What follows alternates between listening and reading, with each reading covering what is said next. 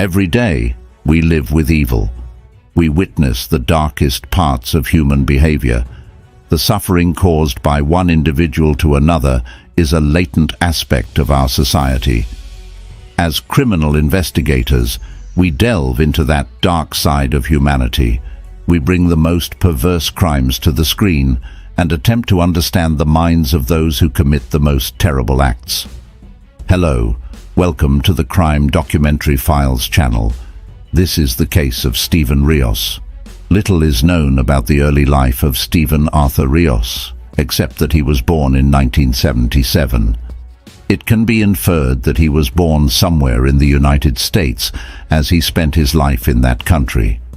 From a young age, he aspired to be part of the police force, a goal he achieved by working for the police departments of Dixon and Waynesville in south-central Missouri, though the specific dates of his service are not provided.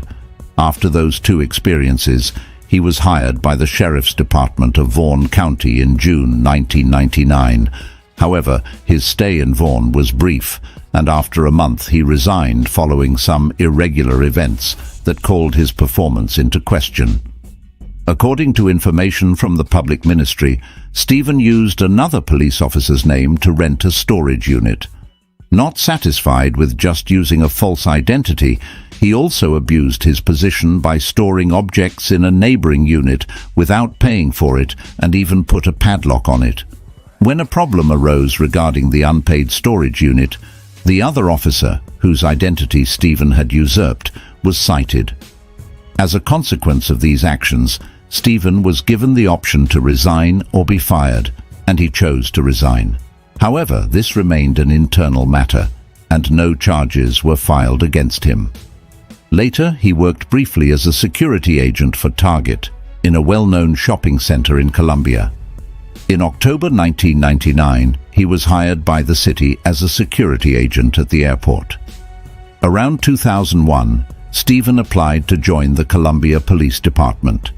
Although they were aware of the previous incident in Wone, they decided to hire him because they considered the event insufficient to disqualify him. Additionally, before hiring him, they verified his criminal record and references and found nothing out of place. In parallel with his jobs in the security area, Stephen's personal life seemed to be going well. He dated Elizabeth Sullivan, a kind and beautiful young woman whom everyone called Libby.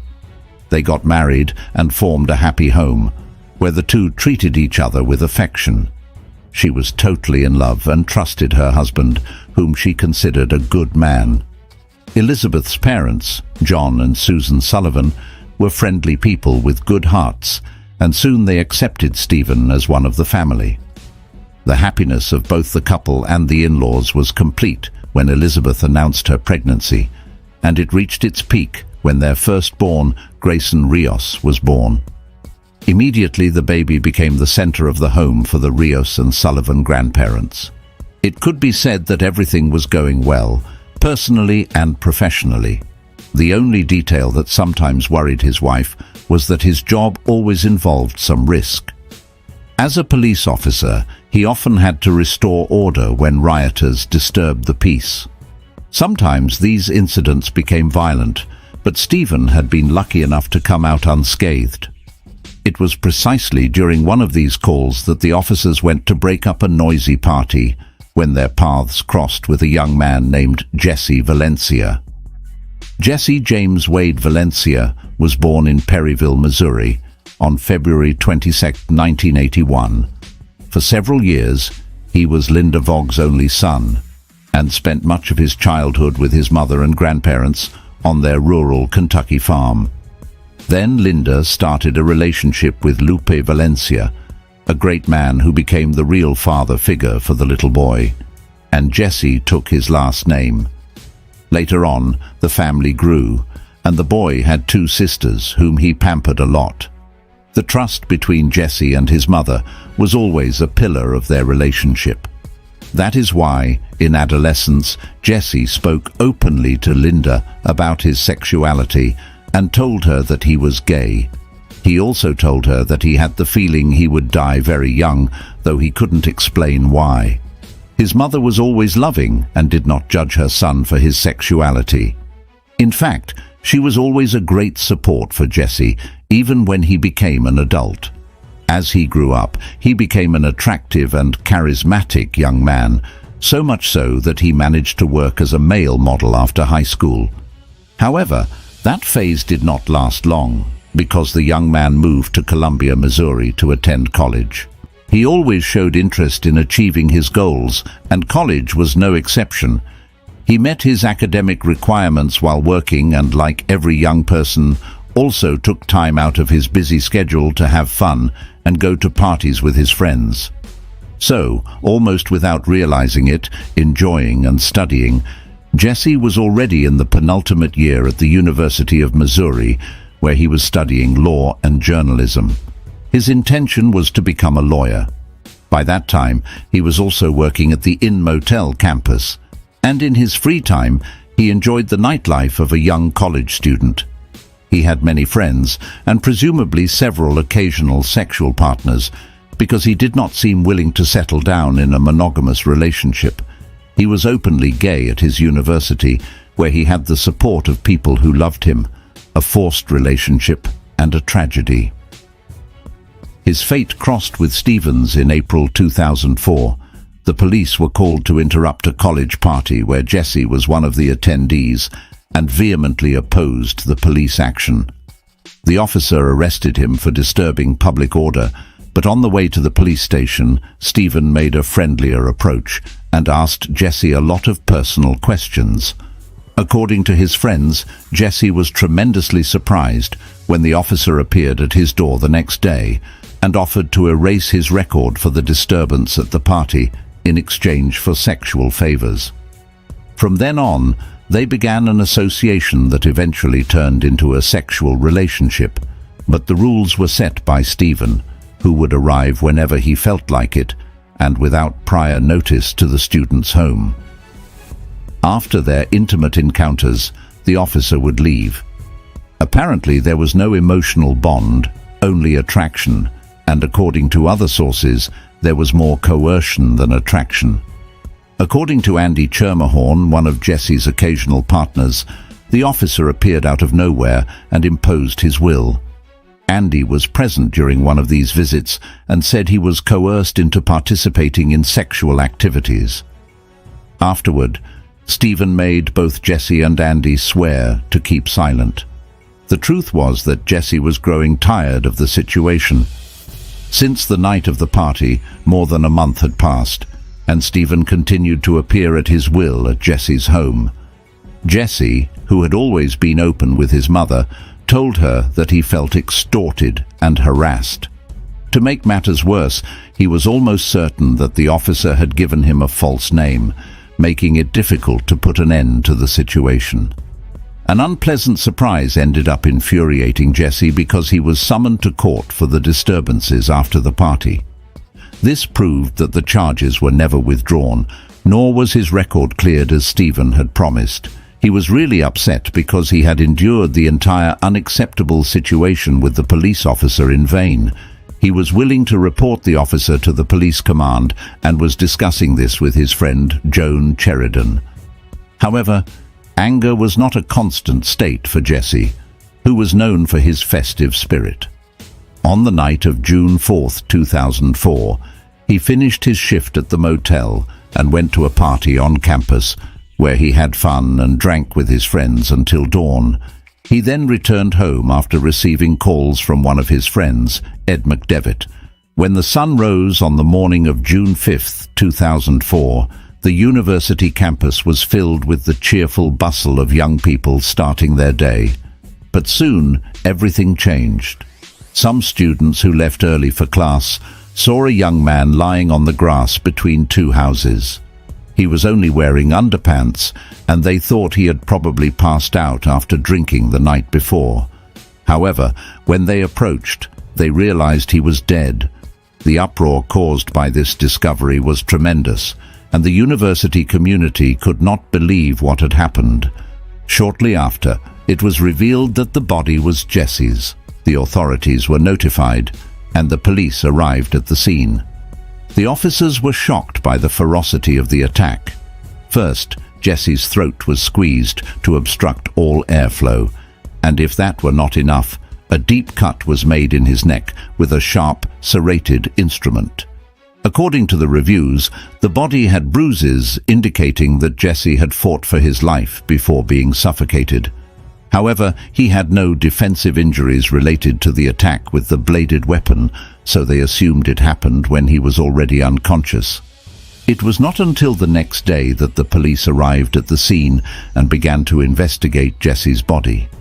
They found that he was lying on the grass between two houses, and that he had been drinking the night before. He was only wearing underpants, and they assumed he had probably passed out after drinking the previous night. They also found bruises on his neck that indicated he had fought for his life. They asked for any clues about why or how the fatal attack had happened. An unexpected suspect emerged during the investigation: Andy. He was one of the people interrogated and told the detectives that Jesse had some sort of romance or at least a sexual relationship with a Colombia police officer. Andy reported that he had seen the officer once when the officer showed up unannounced at Jesse's apartment while they were having intimate relations and ended up joining them. The officer then made them swear to keep it a secret.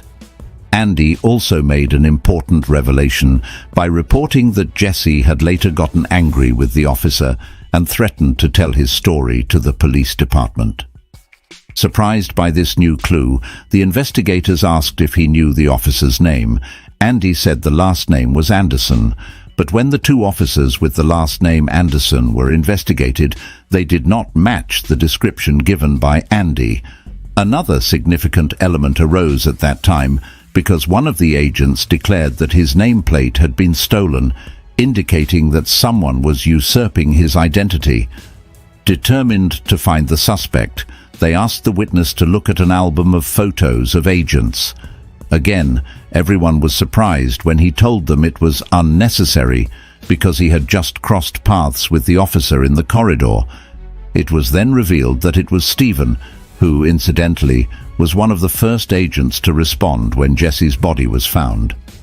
Investigating the records to verify if Andy's story was reliable, they found that indeed, in April 2004, Stephen had arrested Jesse for causing a disturbance while the officer was putting an end to a noisy party.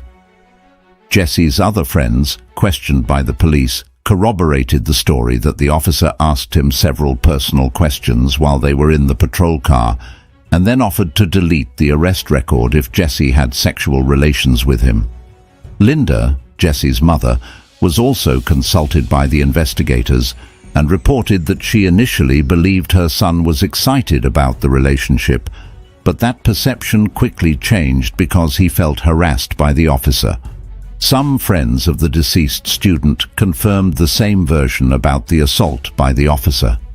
However, Jesse's family and friends had different views on why he wanted to report the situation to his superiors. The first version indicated that after having multiple sexual encounters with the officer, Jesse got angry when the records were not deleted. The second was that Jesse found out the officer was married and the lie offended him. In any case, regardless of the reason, the truth was that the university student was upset and was going to report the situation to the higher authorities, which posed a risk for Stephen. With all that data collected, the detectives confronted Officer Stephen. He admitted to having arrested Jesse weeks before, but tried at all costs to deny any link beyond the professional with the student. However, when he was informed that a witness had identified him as the man who had sexual relations with Jesse, Stephen changed his story. He admitted to having intimate contact with the student at least 6 times, 3 of them while on duty. However, he refused to be involved in the events that led to Jesse's death. According to his story, on the night Jesse was attacked, he drank a few beers with several colleagues and then went home. Stephen's account seemed corroborated by his colleagues and his wife.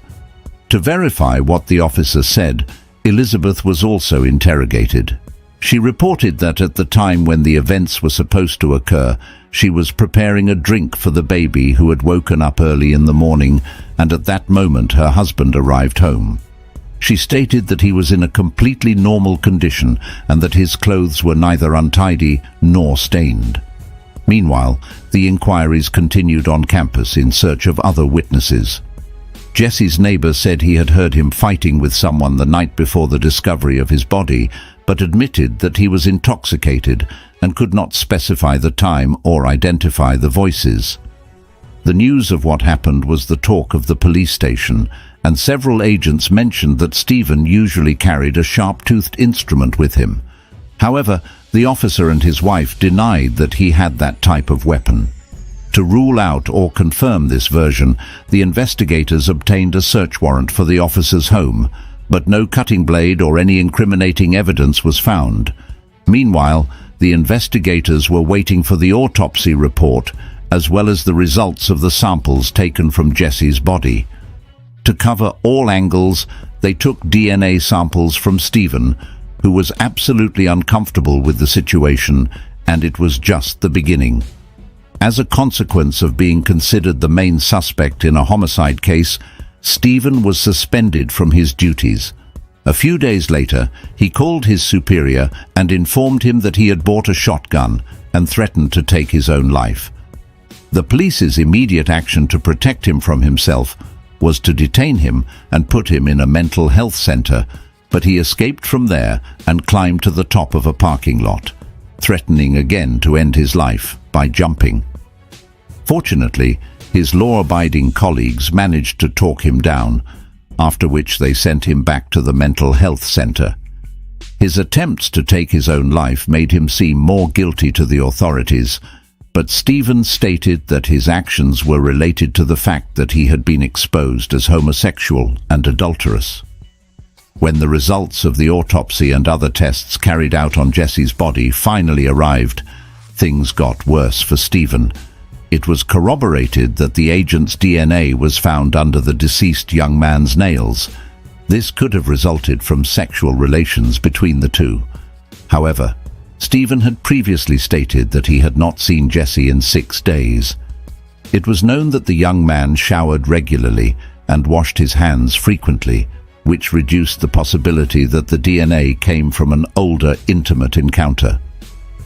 Other significant evidence was revealed by the autopsy. Jesse was found lying face up on the grass, and due to the type of wound on his neck, the blood flowed into the grass and was deposited under the corpse. This caused his chest to be free of those fluids. According to the forensic doctor, the student was suffocated to the point of losing consciousness, and when he fell to the ground, he was attacked with the weapon. On his clean-shaven chest, the forensic doctor collected some hair, and again, Stephen's DNA matched the evidence. The forensic doctor also found bruises on Jesse's chest and back. When evaluating the possible causes, the police agreed that the marks matched a specialized choking technique used by police officers, but in this case, it was executed poorly. That detail also led directly to Stephen, because during his training, he did not excel in defensive techniques. This would explain the poor execution of the chokehold and the presence of hair from Stephen's arm on Jesse's chest as he defended himself, trying to escape and fighting for his life. With all this evidence against him, Stephen was arrested and charged with the fatal attack on the university student. Stephen was charged with first-degree murder and went to trial. Various inculpatory pieces of evidence were presented in court, including that he left the police station at 4:45 in the morning, but arrived home around 5:30, according to his wife's statement. The prosecution's theory about what happened was presented during the hearing. According to them, Stephen went to Jesse's apartment that night to have sex, but the young man did not agree and confronted him for being married and possibly for his false promise to erase the charges against him from the night of the party. Several emails sent by Jesse to a friend expressed his frustration with the officer and stated that he was going to confront him. The public prosecutor's office also presented the DNA evidence and a notable detail of Stephen's hair found on Jesse's chest, which were intact at the root, indicating they were pulled by force during Jesse's struggle to free himself. The prosecution alleged that when confronted by Jesse, Stephen applied a chokehold to prevent him from breathing. Although Jesse tried to free himself, he was subdued. When Jesse was lying on the floor, Stephen made a deep cut in his neck with the serrated weapon he allegedly carried, according to statements from his fellow officers. In response, the defense addressed all the prosecution's claims. They began by noting that Stephen's DNA was not the only one found under Jesse's nails. There were also samples that corresponded to Ed McDevitt, one of Jesse's occasional partners at the university. In fact, on the fatal night, Jesse and Ed had several phone conversations, which were verified by the records requested by the investigators.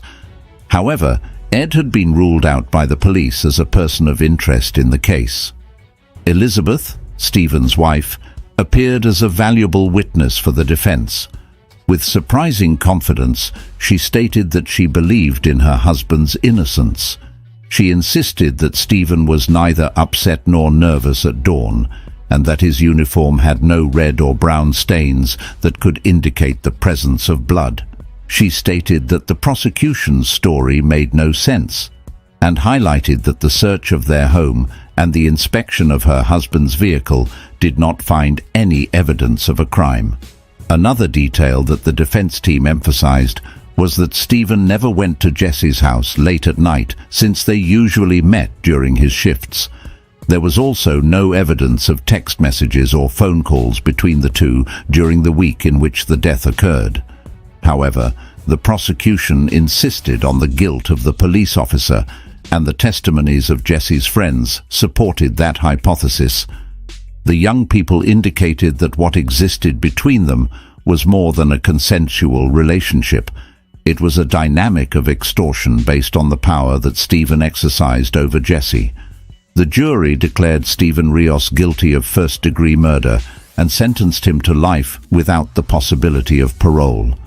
After the verdict, Linda, Jesse's mother, said she was relieved that her son had finally achieved justice. The defense of the police officer announced that they would appeal the sentence, and they were successful. 2 years later, a judge ruled that the testimony of Jesse's friends was mostly based on rumors and should not have been admissible in the first trial. As a result, Stephen's sentence was annulled, and he was granted a new trial. In the second trial, held in 2008, he could not be tried for the same charge as the first, so he was accused of second-degree murder. The defense insisted that the jury not confuse adultery with homicide. The lawyers stated that while Stephen was guilty of cheating on his wife with Jesse, he had not taken the student's life. In this new judicial process, the jury was not allowed to hear the testimony about Jesse's plan to expose Stephen to the police force. They could hear the details of the DNA tests, but the defense argued that Ed's DNA, another sexual partner, was also found under Jesse's nails. After that statement, they questioned the investigators' actions because, instead of considering Ed a suspect, they had dismissed him. To free their client from guilt, the defense challenged Ed's testimony. His roommate said he was with Ed that night, but the defense proved that at the estimated time of Jesse's death, Ed was not in the bedroom. Another man with whom Jesse supposedly had a relationship, whose identity was kept confidential, was also pointed out as an alternative suspect. It was said that he had called Jesse twice that night, but he denied being sexually involved with Jesse or having taken his life. This man lived with his parents, who confirmed that he was at home sleeping. The defense called officers who testified that Stephen was drinking with them until dawn, suggesting that he did not have time to commit the crime. Elizabeth, who by the time of the second trial had already divorced Stephen, testified once again for the defense team and insisted that her son's father was innocent. The explanation given by the defense for the presence of Stephen's hair on the victim's chest was that Jesse did not change the dirty sheets after his intimate encounters, and that the hair was there from the last contact between him and the officer 6 days before his death. Despite all the efforts of the accused's legal representation to free him from guilt and cast doubt on the evidence, in December 2008, Stephen Rios was declared guilty once again. On January 16, 2009, he was sentenced to life in prison for taking Jesse Valencia's life and received an additional 23 years in prison for armed criminal action. He has the possibility of parole from 2049.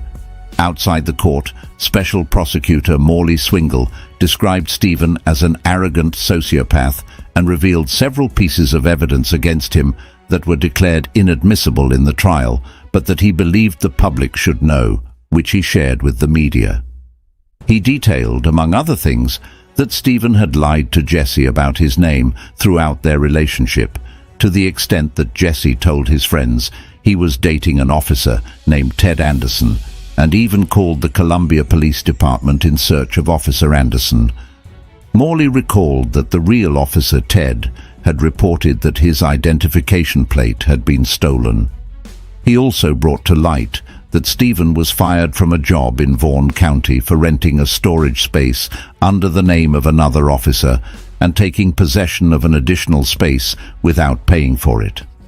The representative of the public ministry also said that several young people had come forward to the police after learning that the suspect in Jesse's murder was Stephen, pointing out that the same officer had offered them sex after arresting them. He clarified that, while their testimonies were valuable, they were not directly related to the case. They only served to demonstrate the type of personality the officer had, but they could not be presented since the defense did not present character witnesses. One striking aspect of this case is the support Stephen received from his in-laws, John and Susan Sullivan. Since his second sentence, the former police officer and his in-laws participated in several documentaries to clear his name. They insisted that the evidence presented against him was circumstantial. Elizabeth, his ex-wife, even stated that the real reason his former colleagues in the force turned their backs on him was that they were ashamed of his homosexual relationship with the university student. From their point of view, the police decided to abandon investigations that led to other suspects and focused on incriminating Stephen. According to the latest news that emerged in 2023, Stephen was still behind bars. His son, who was only 4 months old at the time of the events, was visiting him in prison in the company of his father-in-law John, as Susan had died in 2020. Despite what his ex-wife and in-laws say, the truth is that 24 jurors found him guilty after 2 different trials. What do you think of today's case? We would very much like to read your comments, since your opinion on the cases is very important to us. Always remember to do so with the utmost respect for the victim, for the other viewers, and for us who will be reading them. Today we explore the tragic case of Itaberlly Lozao in Brazil. Itaberlly lived in what seemed like a peaceful family. His mother, Tatiana Ferreira Lozano Pereira, managed a supermarket, and his stepfather, Alex Pereira, worked as a tractor driver. Itaberlly, known for being polite and friendly, helped his mother at the supermarket and enjoyed music and spending time with friends. However, everything changed when, at 14, Itaberlly revealed to his mother that he was homosexual. This revelation turned his life upside down. Join me as we uncover the full story. Hello? Welcome to the Crime Documentary Files channel. From that moment on, the woman made his life impossible. She constantly made fun of him, and the discussions between them became more frequent. By the end of 2016, the situation between mother and son became worse, going from verbal disputes to physical aggression on the part of the woman. One day after Christmas, the boy made several posts on Facebook, where he revealed what the reality was, that he lived in his house. He posted a photograph with his mother, his stepfather, and his brother dressed as Santa Claus to celebrate Christmas, in which he wrote about the family first. Next to said post, he mounted other strong images, where he was seen with cuts, bleeding on his face, back and arms, in which he commented that his mother had beaten him and kicked him out of the house for being homosexual. He also wrote in this post that he was living at a friend's house because his mother had given orders to the boys from the community where they lived that if they saw him, they would beat him. Despite this, the 17-year-old boy, a few days later, returned to his mother's house, but the verbal confrontations continued. In the end, one day she ended up hitting him, so Itaberlly decided to leave again, this time to his paternal grandmother's house. There he had a safe place. His father's relatives accepted him and loved him very much, but Tatiana called him to come home on December 29th, with the excuse that the new year was about to arrive and she wanted to reconcile with her son. His grandmother and uncle did not agree that Itaberlly returned to his mother's house. They did not believe that the woman had actually repented and thought that something was up. But Itaberlly was very happy that in the end Tatiana began to accept him. He wanted to have a relationship with his mother, and with this hope he left his paternal grandmother's house. What he did not know is that Tatiana had actually prepared an ambush for him. The woman had hired two young men, Miller da Silva Bariza, 18, and Victor Roberto da Silva, 19, to beat her son and thus teach him a lesson. As soon as Itaberlly arrived, Tatiana told the young men to go up to a room, where they began a savage attack against him. The boy shouted loudly for his mother to save him, but she remained motionless until her body collapsed. Tatiana's plan had not yet ended. After seeing her son lying unconscious, she told the two young men to kill him, but they refused. Faced with the negative, the woman, who was determined to put an end to the supposed problem that her son was homosexual, went to the kitchen, took a knife, and stabbed him 3 times in the neck that took his life. The men she had hired to beat Itaberlly did not give credit for what they had seen and immediately fled the house. Meanwhile, the woman went to the bedroom where her husband was sleeping and woke him up to help her get rid of the body.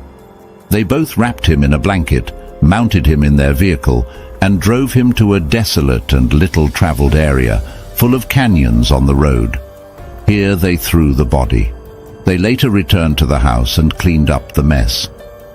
The next day they returned to the place where they had left the body, sprayed it with fuel and set it on fire so that no one could recognize it.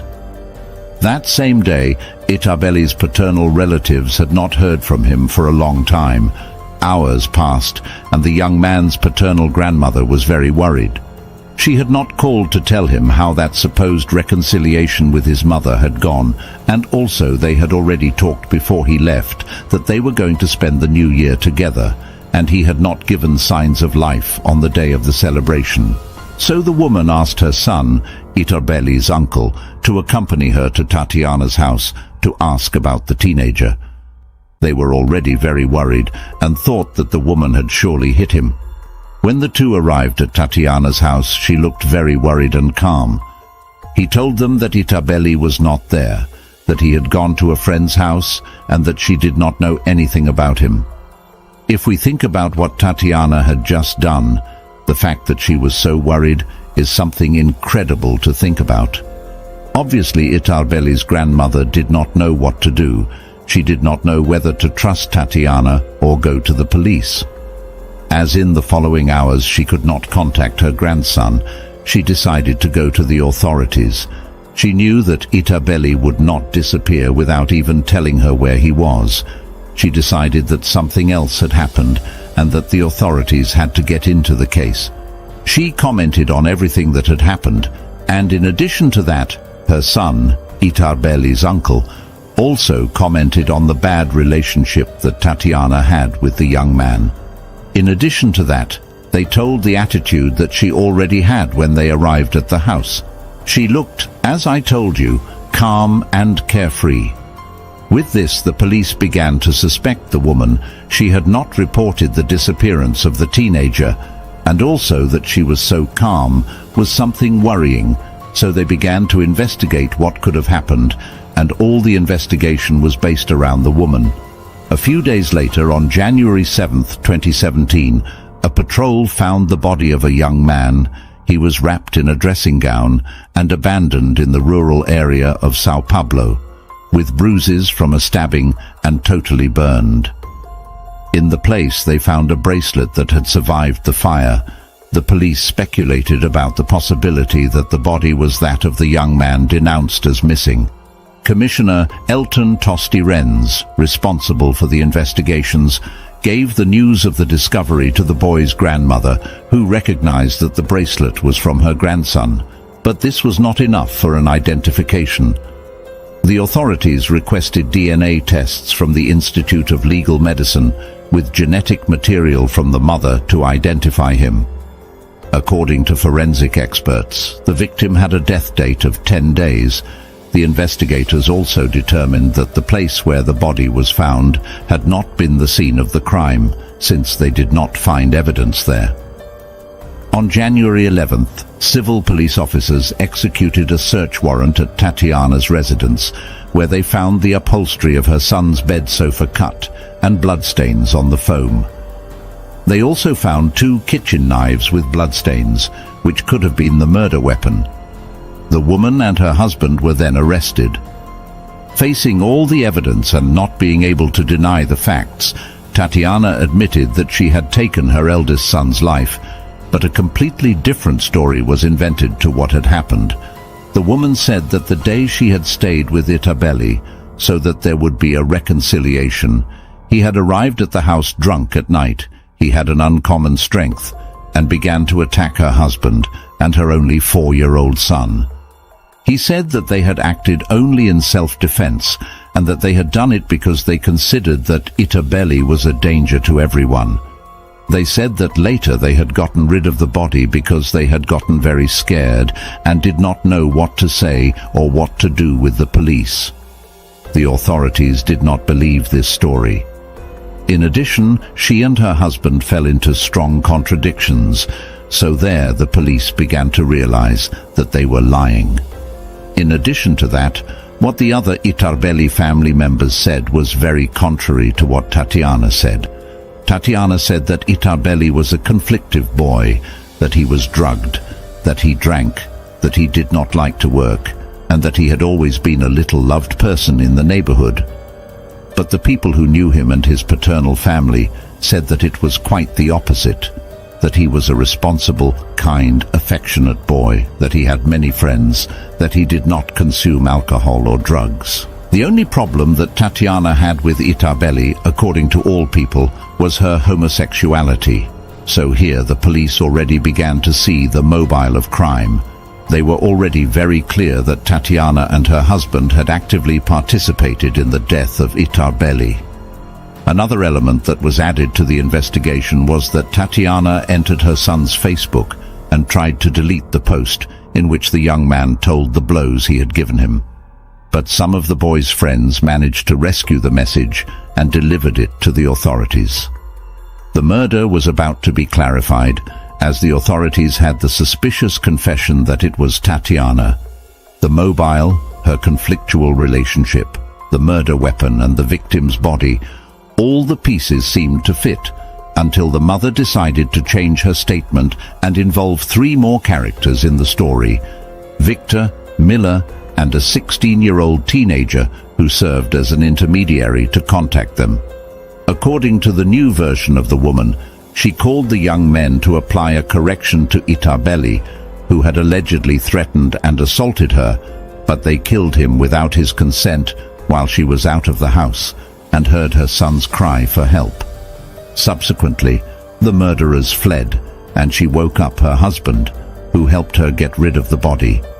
The couple's lawyer claimed that Tatiana had acted in a state of emotion and self-defense, and argued that Itaberlly was aggressive and that he had previously attacked his mother and had even tried to hang his brother a year earlier.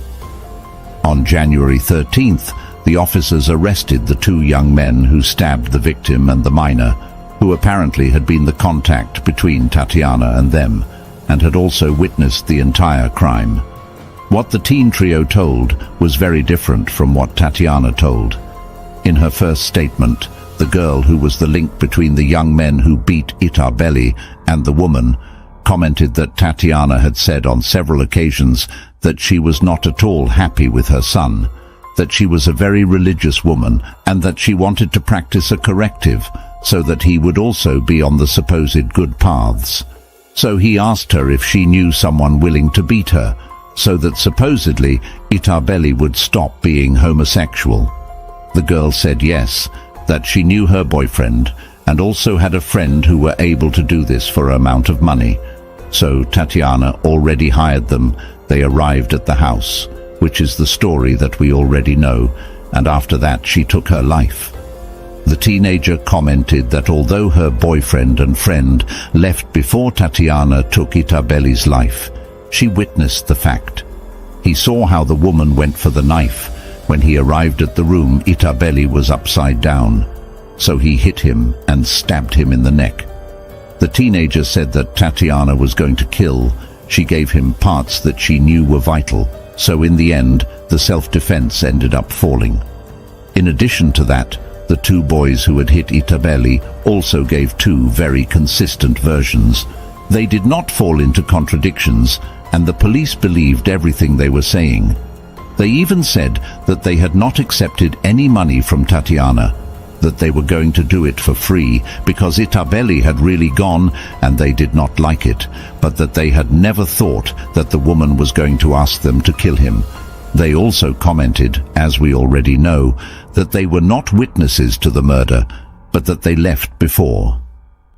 The new testimonies had finished deciphering part of the puzzle, but the police continued the investigations to determine for sure who had stabbed the young man. The images of the security cameras placed in front of Tatiana's residence showed Miller and Victor fleeing the place while she was outside. Then she was seen alone entering the house. For attorney Wenderly Baptista de Trinidad de Jr. and the civil police, it was clear that the main reason for the crime was homophobia, and that all those involved were in the place and participated directly or indirectly in the murder. After having all the evidence on February 9, 2017, the public prosecution presented those involved before the court for the aggravated homicide. In the case of Tatiana and her husband, they were also accused of hiding a corpse. The couple's lawyer requested conditional freedom for both, claiming that Tatiana had acted in legitimate defense and that her husband was sleeping at the time of the murder. The public prosecution considered that the crime was motivated by homophobia, since Tatiana did not accept that Itaberlly was homosexual. The civil police, on the other hand, supported the thesis of the family conflict, alleging a history of assaults between them. The court ruled the preventive prison for Tatiana, Alex, Miller and Victor. In relation to the teenager, the prosecution requested that she be admitted to the Casa Foundation and warned that if her participation in the case was confirmed, she would also be accused of qualified homicide and would remain in custody until the age of 21. Tatiana remained in prison at the Tremembe Penitentiary, awaiting her criminal trial, while her husband and the two young men were transferred to the Santa Rosa David Herbo prison and the Serra Azul Provisional Detention Center.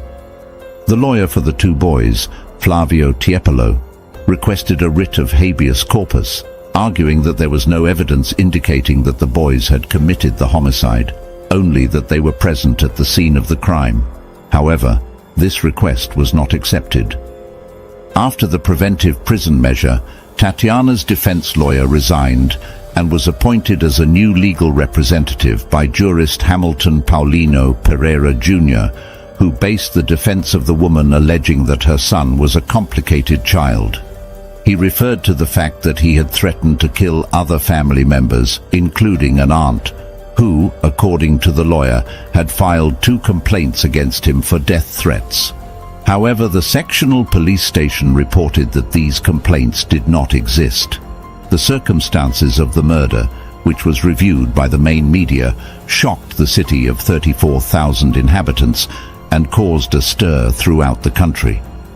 LGBT collective groups demanded the cessation of discrimination against homosexuals in Brazil and warned that crimes for homophobia had increased in recent years in the country. The Facebook page of Itaberlly was turned into a memorial with messages of grief and requests for justice. A few days later, the reconstruction of the crime was carried out. Although all those involved should have been present, only Tatiana was there, since the rest were not allowed to leave the prison due to administrative problems. During the reconstruction, Tatiana was taken back home. Here she told the officers how she had taken Itaberlly's life step by step, gave details of everything she had done that day, and even took them to the place where she had abandoned the body along with her husband, and also where they had burned him. Many people approached the scene to shout things at Tatiana. They told her that she was a bad mother, that what she had done was monstrous, and that she did not have a heart, but several people who supported her also approached. They said that she was a suffering mother who had done the best for her son, and they even said that she was only defending herself. One of the people who defended her throughout the process was her own mother, Itaberlly's maternal grandmother, who said that she had never hated her son for being homosexual. She commented that Tatiana had even gone on several walks with Itaberlly and his other friends who were also homosexual. She said that her daughter was simply defending herself from her son, who was very rebellious. But obviously the police no longer believed these words, and there were more people who did not support Tatiana than those who did. Among all this happened, the Itaberlly had a problem. They had not been able to say goodbye to him. They had not been able to bury the body yet, since the first DNA test that had been done with Tatiana's genetics had come out a non-concluding test. It had not been possible to determine that the body found was Itaberlly's, and this also wanted to take advantage of the defense of the woman. Quickly, the young man's family made another analysis, this time with the genetic material of the boy's paternal grandmother. This time it was already possible to determine that in fact the body found was Itaberlly's, and this was delivered to his paternal relatives so that they could give him a Christian burial. In a felt ceremony that lasted 2 hours, 7 months after his murder, relatives and friends of the boy gave the last goodbye in the municipal cemetery. His uncle and his grandmother pointed out that they had never had doubts that the body found was Itaberlly's, but that they had had to wait for the authorities to have all the evidence in order to bring the responsible to justice. About 200 people made an appointment at the Camposanto and marched through the streets of the city, and then headed to the police station where they demanded justice for the crime. Although not everyone knew Itaberlly in person and repudiated his murder, during the march there were no attacks or offenses against anyone. Only calls for peace and love were made, and they spoke about homophobia and the rates of violence in Brazil. During the months prior to the trial, the police collected a series of recordings of family neighbors who realized that the problems at Itaberlly's house had actually started when he revealed his sexual orientation. Many claimed that the scuffles and violence were frequent. They even said that Tatiana made fun of him when her son returned home after being beaten by other boys. In October 2017, the public ministry achieved that Tatiana, Miller and Victor were tried by a popular jury as material authors of Itaberlly's death. However, in the case of the victim's stepfather, justice ordered his release for considering that the evidence against him was insufficient to keep him in prison. The court ordered that he should be tried only for the concealment of a corpse and not for murder. The prosecution appealed the decision to release the suspect, while the defense lawyers of the other defendants also presented a resource for them to be released, claiming that the evidence against them was fragile. The case against the mother and the young people involved seemed solid, but the police were the doubt that Alex would not have had more participation than the concealment of the corpse. It was incredible to him that the man had been sleeping and that he would not find out about the scandal that must have been made after the brutal attack against his stepson. especially taking into account that the house had reduced dimensions. In the end, the trial began in November 2019. It was presided over by Judge Marta Rodriguez Maffei Moreira. During the trial, the statements of the 4 defendants and more than 20 witnesses by the prosecution and defense were heard. Finally, on November 27th, a jury made up of 4 women and 3 men sentenced Tatiana Ferreira Lozano Pereira to 25 years and 8 months in prison. This same jury also sentenced Victoria and Miller to 21 years and 8 months in prison. According to the prosecution, they were seduced by Tatiana and beat the victim before stabbing her, which helped in her murder. As for Alex, Tatiana's husband, it was announced that his trial would be rescheduled for a new date, as his lawyer had resigned on the second day of the debate, alleging a conflict of interest because he was also defending Tatiana. For Attorney General Wagner Severino Simoes and his partner Eliseo Berardo, the testimony of the man had been decisive in the conviction of his wife, as he testified that she confessed that she had stabbed the boy with a knife. For the state, the sentences had been satisfactory, while for the defense attorneys, the evidence had not been enough to condemn their clients, and they announced that they would appeal the decision. Itaberlly's family felt satisfied and happy because justice had finally been done, even though they would not have the boy back, whose short life was snatched away by his own mother, just for thinking and feeling different from what she wanted. And that's the end of today's video. This case is incredibly shocking and sad, highlighting the harsh reality that many people still face discrimination, violence, and even murder due to their sexual orientation. The woman responsible is now in jail and will spend many years there, receiving the punishment she deserves. He is one of the most infamous serial killers in modern history, Jeffrey Dahmer. He was born on May 21, 1960, in Milwaukee, Wisconsin, USA.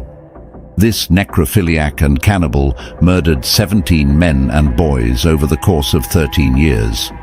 But what was going on in the mind of this monster? Are killers born evil, or do they become evil over time? Hello, welcome to the Crime Documentary Files channel. It all began on July 22, 1991, when 2 patrolling officers saw a black man named Tracy Edwards, covered in blood and handcuffed, crying out that someone was trying to kill him and eat his heart. Following his lead, the police were taken to an apartment and arrived at room 213. When the door opened, they were met by a very clean-cut young white man who calmly directed them to the room where the handcuff keys were.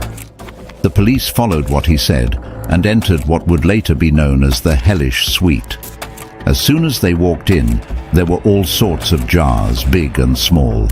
These jars contained various parts of the human body, such as genitals, palms, and heads. They were scattered all over the apartment, some frozen, some cooked, and some preserved as specimens. Some were even made into sculptures. The entire bed was covered with Polaroid photos. What was even more terrifying about these Polaroid photos was that when the police picked them up, they realized that they depicted a normal person, seemingly having fun, drinking and chatting happily. Then gradually, the photos showed the body being stripped naked, as if in a state of unconsciousness, and later being dissected with sulfuric acid to corrode the body. All these photos were laid out in front of the police, one by one. Later, they found something very important in his room: a large freezer. When they opened the freezer, the police couldn't believe what they were seeing. They saw neatly cut up and packaged pieces of human flesh, fresh organs, and 3 intact skulls. Just in the apartment alone, the police found the remains of a total of 17 victims.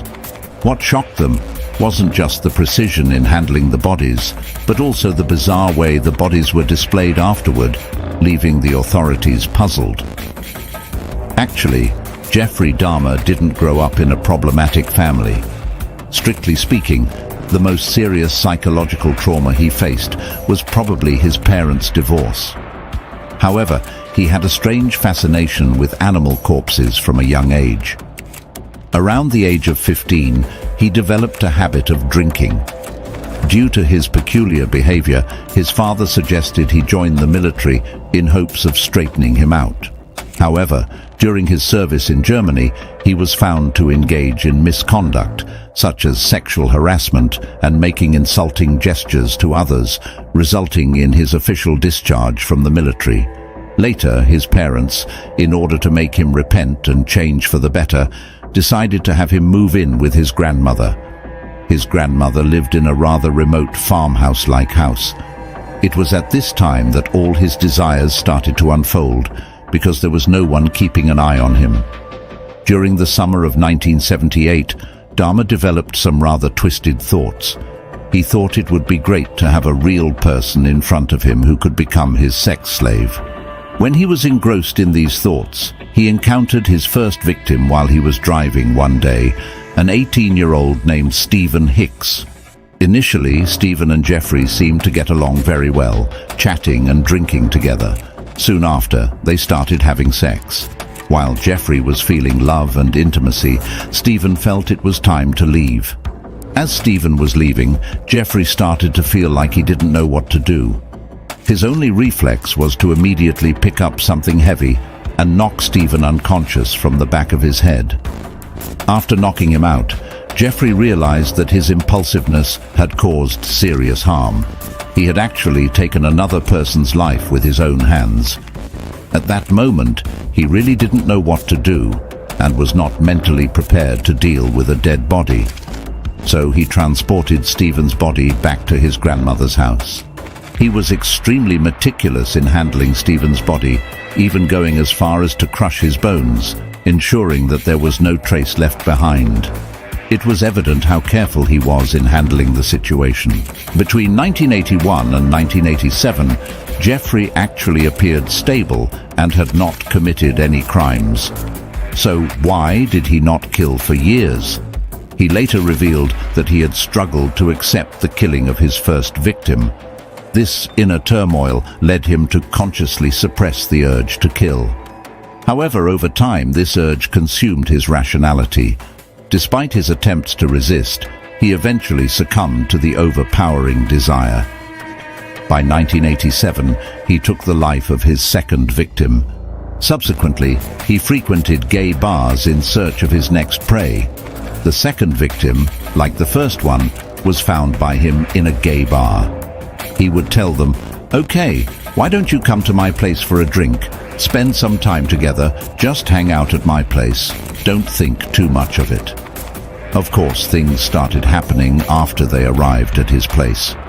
He mentioned that the second victim actually went back with him to a hotel, not to his home.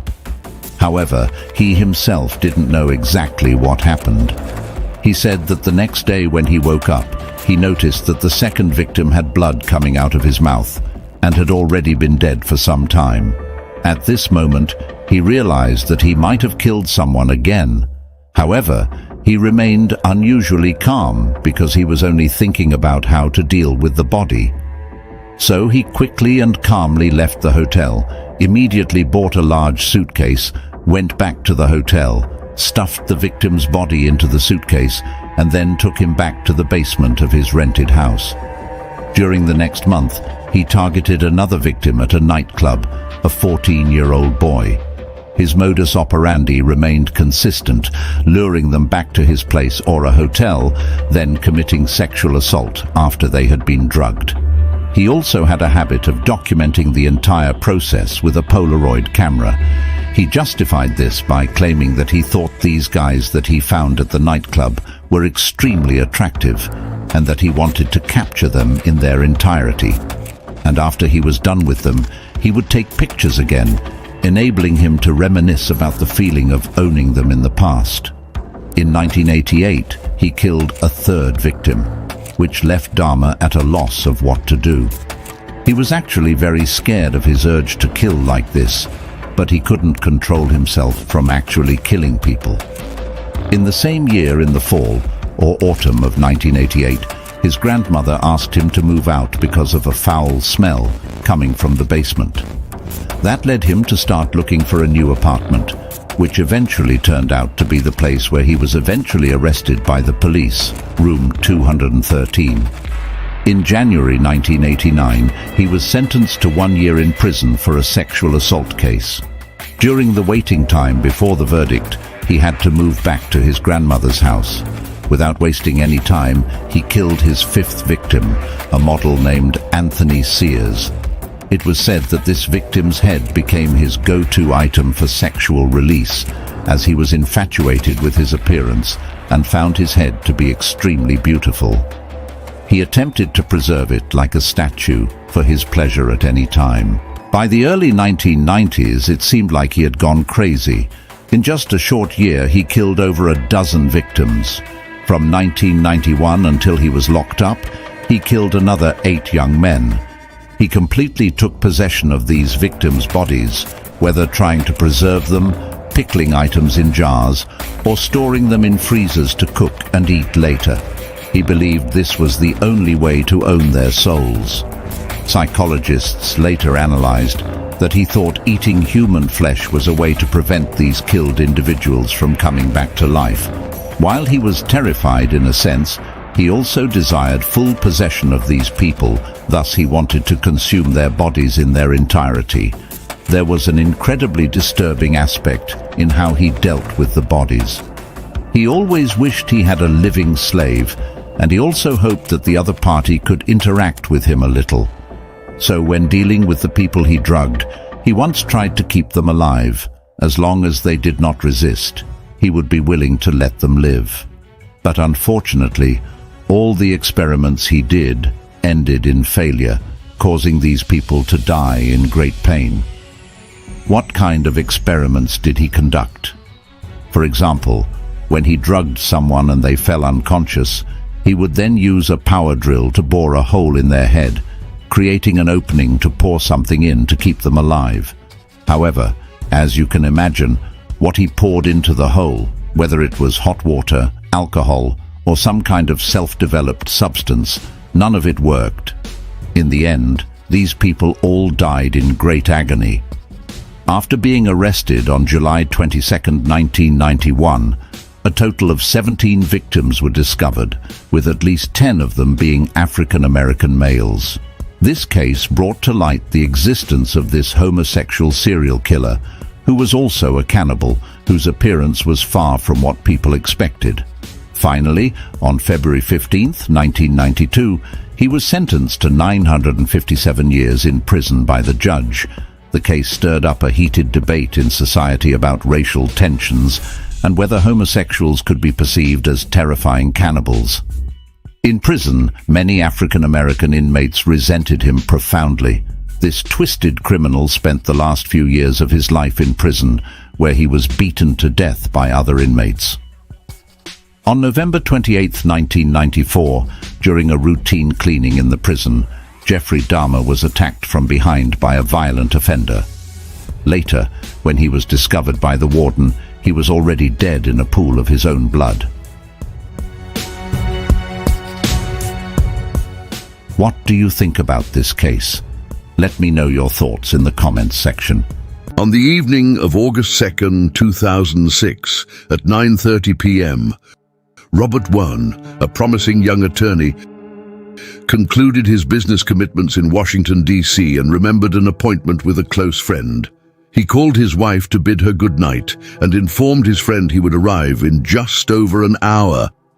By 10:30 p.m., precisely 60 minutes after his call, Robert had arrived at his friend's house and was enjoying the evening festivities.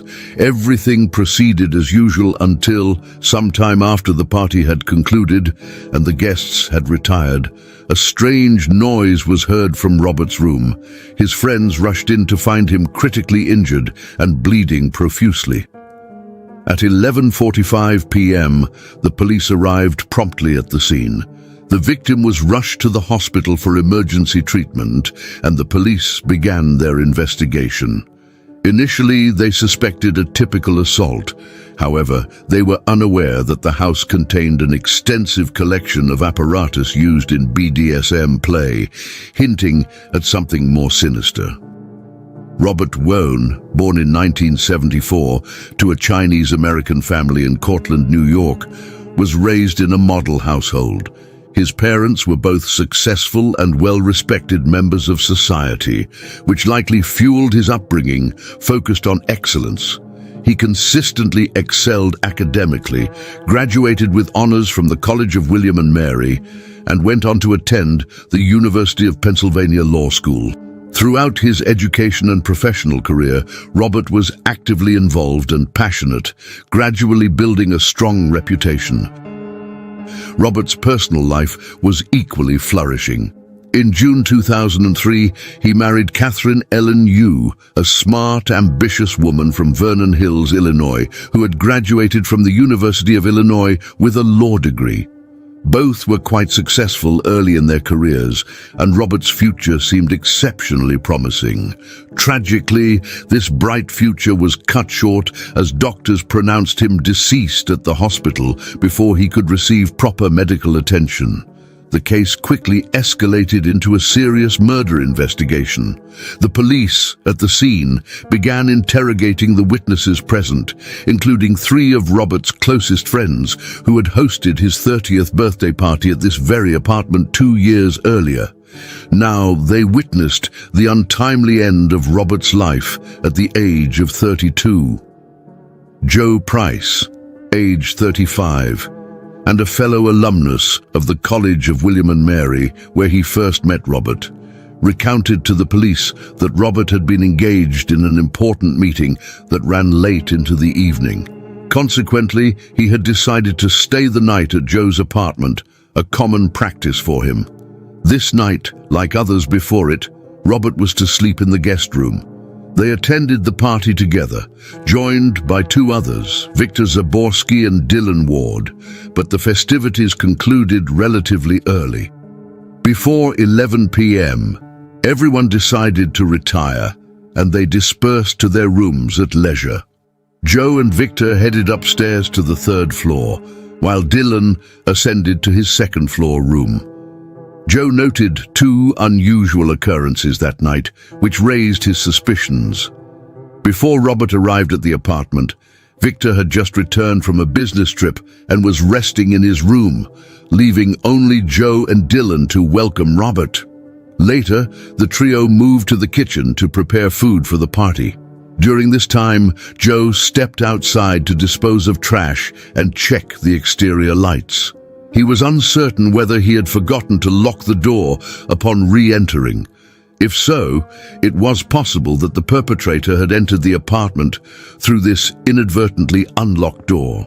However, Joe then remembered that it was highly unlikely he had left the door unlocked because he had installed an alarm system on the main door to alert them if it was open from the outside. The alarm would sound loudly enough to be heard throughout the apartment. Previously, Joe had rented out the basement to a student named Sarah Morgan, who often returned home late, triggering the alarm at night. Strangely, on the night of the murder, although Sarah had informed them she would not be home, the alarm still sounded at midnight, indicating someone else had entered the house. Before Joe and Victor could react to the alarm, they heard Robert scream. They rushed to Robert's room and found him fatally stabbed in bed by an unidentified assailant using a sharp kitchen implement. The attacker fled the scene upon their arrival. Victor Zaborski, a senior marketing director for the Milk Pep educational program under the International Dairy Foods Association based in Washington, D.C., worked closely with many top stars in the entertainment industry. Victor's statement mirrored Joe's, with the addition that after rushing to Robert's room and encountering the fleeing assailant, a trembling Victor made the 911 call at 11:39 p.m. Due to his distress, his voice sounded unusual, causing the emergency operator to mistake him for a woman. DC Emergency 911 Operator 6752. Do you need police, fire, or ambulance? Immediately. We need an ambulance. What's wrong, ma'am? We had someone that was in our house, evidently, and they stabbed somebody. Okay, somebody's inside the house now? I don't know. We heard. Are they bleeding? You see someone bleeding? Someone is bleeding in our house. Okay, where's they bleeding from? I think in the stomach. The stomach? Is he cautious? Calm down for me. I'm going to send some help, okay? Female or male? It's a male. He's a friend of ours. He was spending the night with us. Dylan Ward, age 36, was the third attendee at the party that night, boasting an equally notable background. The son of a cardiologist serving in the military, Dylan graduated in 1992 with a degree in international relations before moving to Japan to teach English. There, he became acquainted with a family that ran a prestigious restaurant chain, a testament to the owner's culinary prowess. Returning to the U.S., Dylan enrolled at the Culinary Institute of America in Hyde Park, New York. He later moved to Taiwan to continue his English teaching, during which time he helped a friend introduce a children's book series at Simmons University in Boston, Massachusetts. After completing this project, Dylan relocated to Washington, living and working in Joe's apartment. Speaking to the police, Dylan stated that while Joe and Victor retired to their third-floor room, he went to his second-floor room to read and took a sleeping pill before bed. As he was drifting off, he heard the shower running at the end of the hallway, a nightly routine of Robert's. Dylan was jolted awake by a scream around midnight and ran towards the source of the noise, Robert's room, where he met Joe and Victor also rushing in. All three witnessed the assailant fleeing the scene.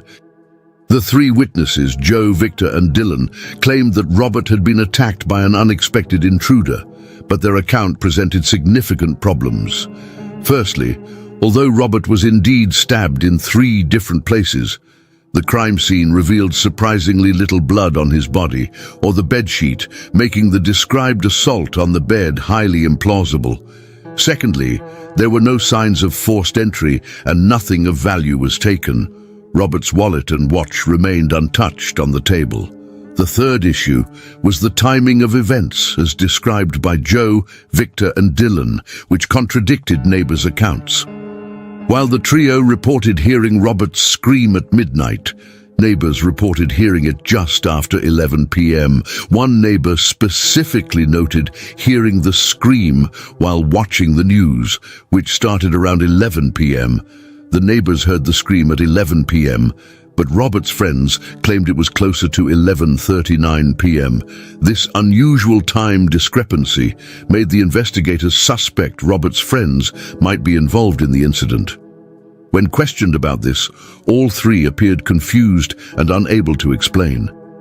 This inconsistency shifted the investigation's focus, making the 3 witnesses the prime suspects. Shortly thereafter, the first responding medics provided further important details to the police. Upon arriving at the scene, they noted the peculiar appearance of Joe, Victor, and Dylan. All 3 were in bathrobes with damp hair and carried a faint scent of soap, as if they had just left the shower. This odd detail became an initial point of interest for the police. The forensic team made several troubling findings during their examination of Robert's body. Firstly, beyond the 3 deep stab wounds considered the direct cause of his death, there were minor, unexplained injuries on his palms, wrists, feet, and ankles. Moreover, the victim had lost approximately 70% of his blood volume, yet astonishingly little blood was found on the bed or his clothing where Robert lay. This discrepancy was highly illogical. Where had all the blood gone? From these facts, investigators deduced that the likely suspects, Joe, Victor, and Dylan, might have washed Robert's body to remove blood traces before returning him to the bed and calling 911. This would also explain the time discrepancies between their statements and the neighbors. the more the probability of Joe, Victor, and Dylan's involvement increased, the more the police realized the challenges they would face against such formidable suspects, not only intelligent, but also with significant social standing and economic power. Joe Price, who attended the same college as Robert and later graduated from the University of Virginia, worked as a clerk for a judge in West Virginia. Victor was a senior marketing director for the Milk Pep educational program, and Dylan, the son of a military doctor, had a commendable record of service and contribution to society. However, during the initial investigation into these three individuals, police uncovered a noteworthy detail. Friends and acquaintances revealed that Joe, Victor, and Dylan had long been openly gay. They were not only accomplished, but also pioneers in advocating for gay rights, actively participating in LGBTQ+ organizations, and often appearing in the media to inspire others.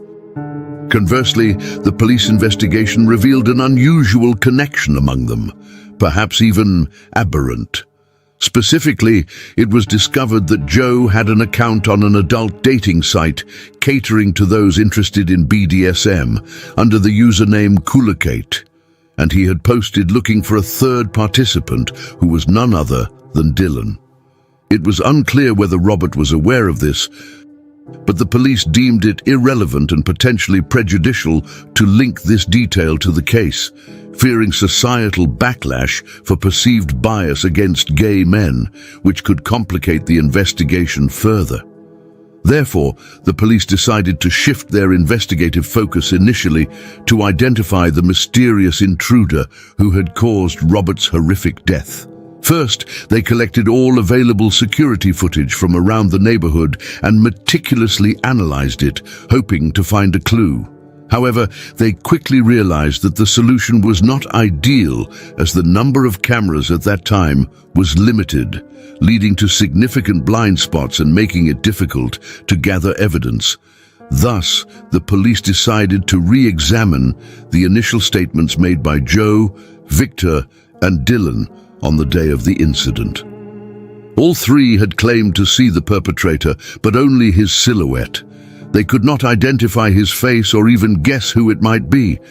Their vague descriptions of where the suspect might have escaped further complicated the investigation. Discussing the motive of the mysterious intruder also seemed illogical, because if the intruder had intended to exact revenge, he would logically have targeted the residents, Joe, Victor, and Dylan, not Robert, a mere overnight guest. Was this a murder-robbery case? Unlikely, as nothing was stolen from the room, not even Robert's wallet or his expensive watch, which remained untouched on the table. Ultimately, the police concluded that it was highly probable that the alleged intruder did not exist. This implied that Joe, Victor, and Dylan might have harmed Robert themselves and then conspired to deceive the police with a coordinated alibi due to their close relationship.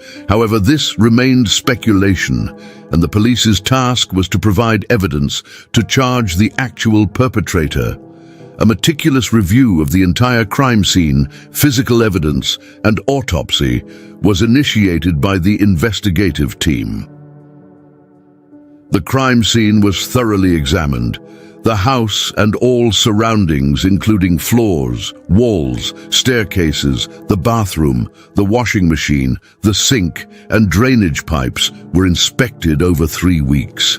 Special chemicals used to detect blood were applied to various items suspected of having blood stains, but no traces were found, suggesting that any evidence might have been meticulously cleaned by the perpetrator. However, a significant finding was made. A towel used by Joe tested positive for faint blood stains. The first key piece of evidence was Robert's phone. It contained a text message sent to his wife at 11:05 p.m., stating he had just showered and was going to bed, and an email timed at 11:07 p.m. to a colleague arranging a lunch the following day. However, both the text and email were undelivered. The prosecutor suggested these were not authored by Robert but by the murderer to mislead the investigation, supporting the theory that the three witnesses had staged these activities during the unaccounted time before they called 911. Unfortunately, the police failed to preserve these digital communications, so these theories remained unverified and based on conjecture. Another critical detail involved the murder weapon, a sharp object that had inflicted 3 deep wounds on Robert. A comparison of the weapon found on the bed with the wounds on Robert indicated that it was not the actual weapon used. Moreover, Joe's fingerprints were found on the handle of this weapon. He claimed he had pulled it from Robert's chest and placed it on the bed. However, the police proved that the weapon Joe claimed to have withdrawn from Robert was not the same as the one that inflicted the wounds, casting his testimony into doubt. The question then was, where was the actual murder weapon? Police continued their investigation and discovered that Dylan's kitchen toolkit, found in his room, was missing several items, and one matched the dimensions of Robert's wounds. Dylan's mother testified that she had given him the toolkit and kept some items, making it normal for pieces to be missing. The autopsy revealed that Robert had died from targeted and precise wounds to his pancreas, heart and right lung, showing no signs of a struggle. Robert also had 6 small, hard-to-detect acupuncture-like punctures on his body.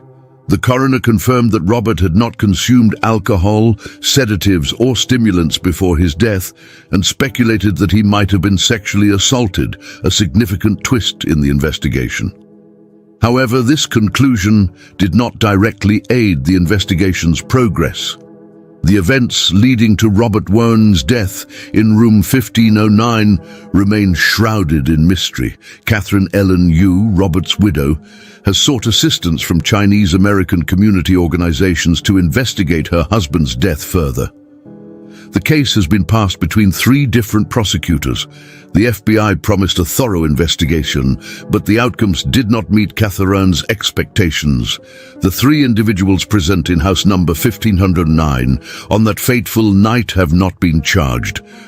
Joe and Victor continued their careers after selling the house and fulfilling police requirements for the investigation and evidence preservation.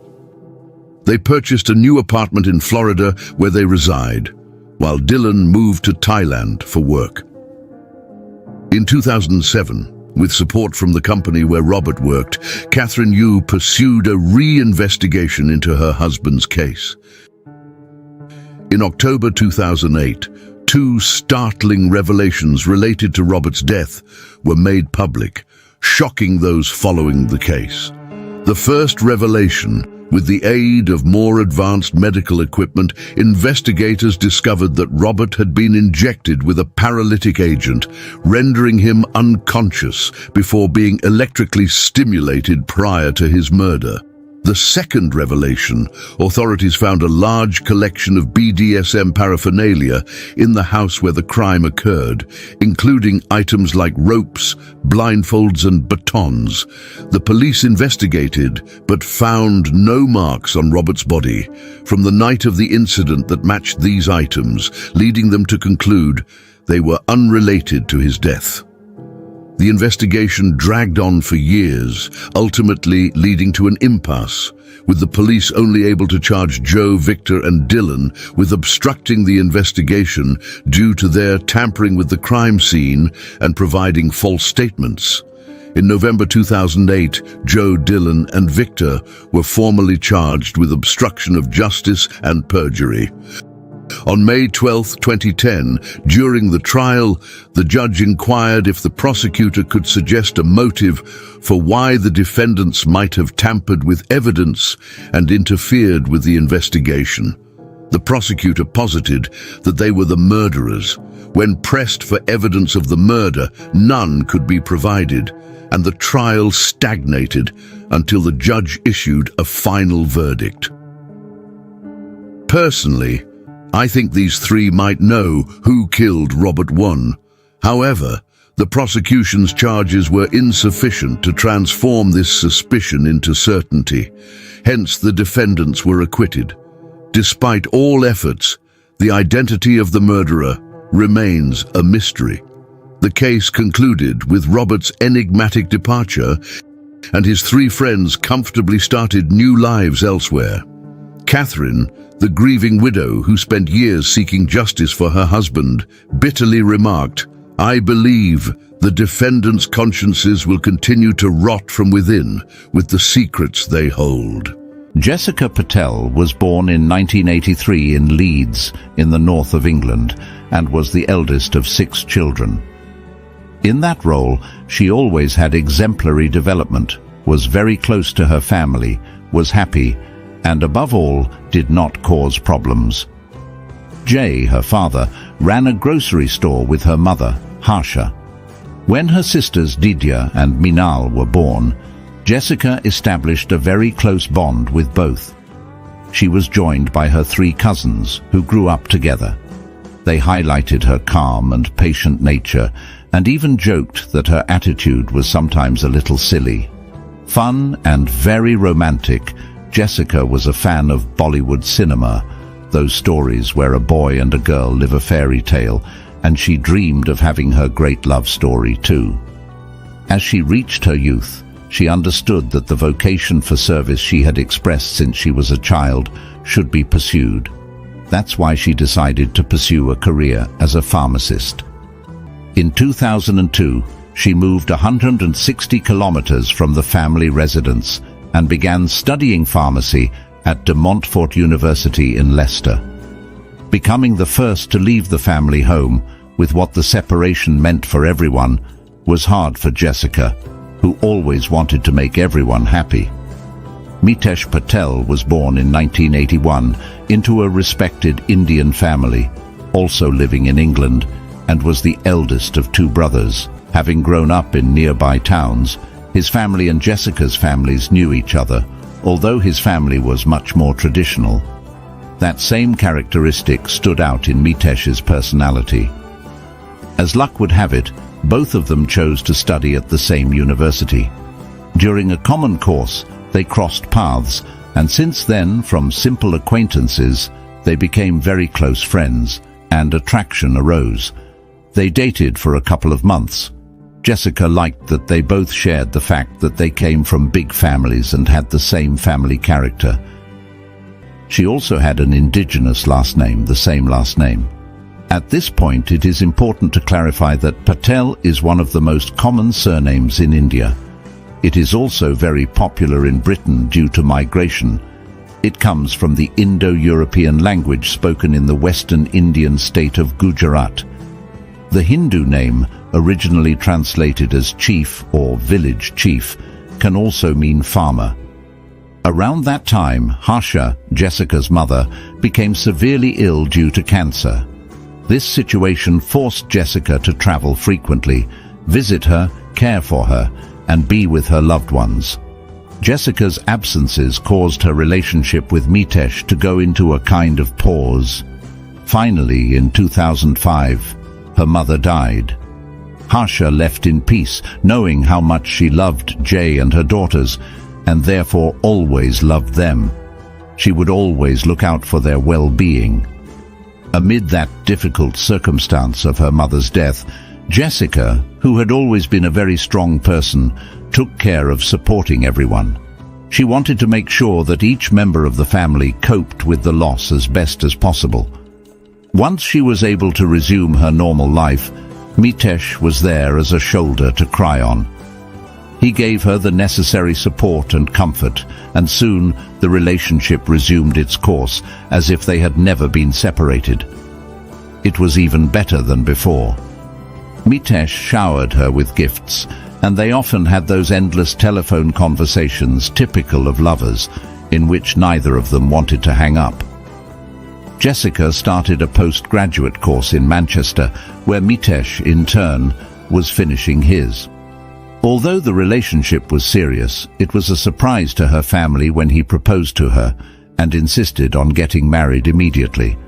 The proposal was made by Mitesh in mid-2009, and Didia, Jessica's younger sister, was surprised by the decision since Jessica still had a year left to finish her studies.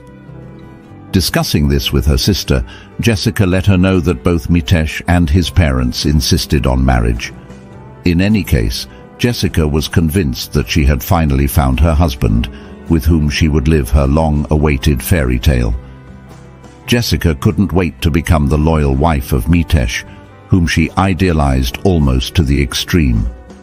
Full of excitement, Jessica traveled to India with her sisters in search of the perfect wedding dress, and they found it, a beautiful 16-kilo suit.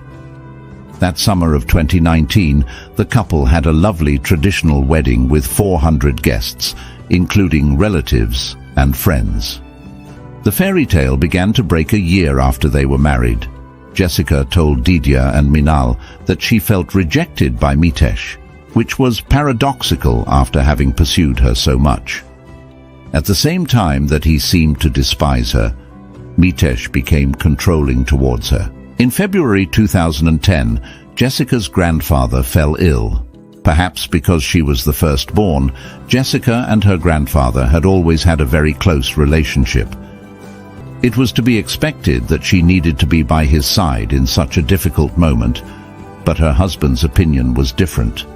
Mitesh refused to let his wife remain at her grandfather's bedside, and in short, wanted to minimize the time Jessica spent with her loved ones. The situation became controversial, and Mitesh insisted on his position. Seeing that she did not give in or obey him blindly, he slapped her. The truth was that Mitesh was far from the ideal man Jessica thought he was. The anger he began to show toward his young and loyal wife had very dark reasons. Her husband was hiding a tremendous secret. He was gay. If his family had known, it would have left a tremendous mark. They would have been embarrassed and probably blamed themselves for not raising an Indian boy properly. Mitesh chose to lie and used Jessica in every way, not only to deceive everyone with the supposed ideal partner, but also to have someone to vent the anger and frustration generated by having to project the image of a conservative man, when in reality, he wanted to live a libertine life and give free rein to promiscuity with various sexual partners. Aware of his true nature, Mitesh did not feel like giving up his most secret desires. Thus, he began a double life. Marriage was a cover, but he surreptitiously signed up for the dating app Grindr, where he met Dr. Amit Patel. It was a quick crush for both of them, and since then they did not stop writing to each other until they saw each other in person, which multiplied the intensity of the relationship. Less than 2 years after being married to Jessica, Mitesh found his soulmate. That romance and the man's delusions reached such a point that he invited his lover to his own home and introduced him to her as a very close friend. Willing to keep his double life a secret, Mitesh radicalized his distancing from Jessica, whom he kept under control at all times. He didn't let her know who he saw or talked to, nor did he leave his cell phone behind, not even to go to the bathroom. If he was having a conversation and she appeared in the room, he would leave and continue the conversation elsewhere in the house. Jessica was distraught and just didn't know her lover's real motivations for despising her like that. The secret was almost revealed during a family event in 2012. In an oversight by Mitesh, Divya saw the two men's chat. They said they loved each other. Certainly the matter was far from something you would tell a friend. But having suspicions was one thing, and facing reality in black and white without nuances was devastating. Divya took a photo of the message and, as soon as she found an opportunity, informed her elder sister. Jessica was somewhere between disbelief and devastation. In any case, being a faithful believer in the value of the couple and the home, she considered that they needed to talk about it. She confronted Mitesh, but in response, he seemed angry and even played the victimization card. He accused her of invading his privacy. Determined to make him happy and show herself as an exemplary woman, Jessica sacrificed herself once again, and chose to ignore the issue. Meanwhile, Mitesh continued to hide his sexual preferences. A couple of weeks later, the man decided that they should move to Middlesbrough, a town about 25 kilometers northwest of England. Neither of them had any acquaintances there. It didn't seem to Jessica, always deluded and naive, that he wanted to distance her more and more from everything and everyone. On the contrary, she was attracted to the idea of being strangers in a new place, because it allowed them, she thought, to start from scratch. She did not know what drove Mitesh, but to pursue his selfish desires. This is how they settled in house number 35 The Avenue and established their pharmacy, which allowed them to integrate and become part of the community.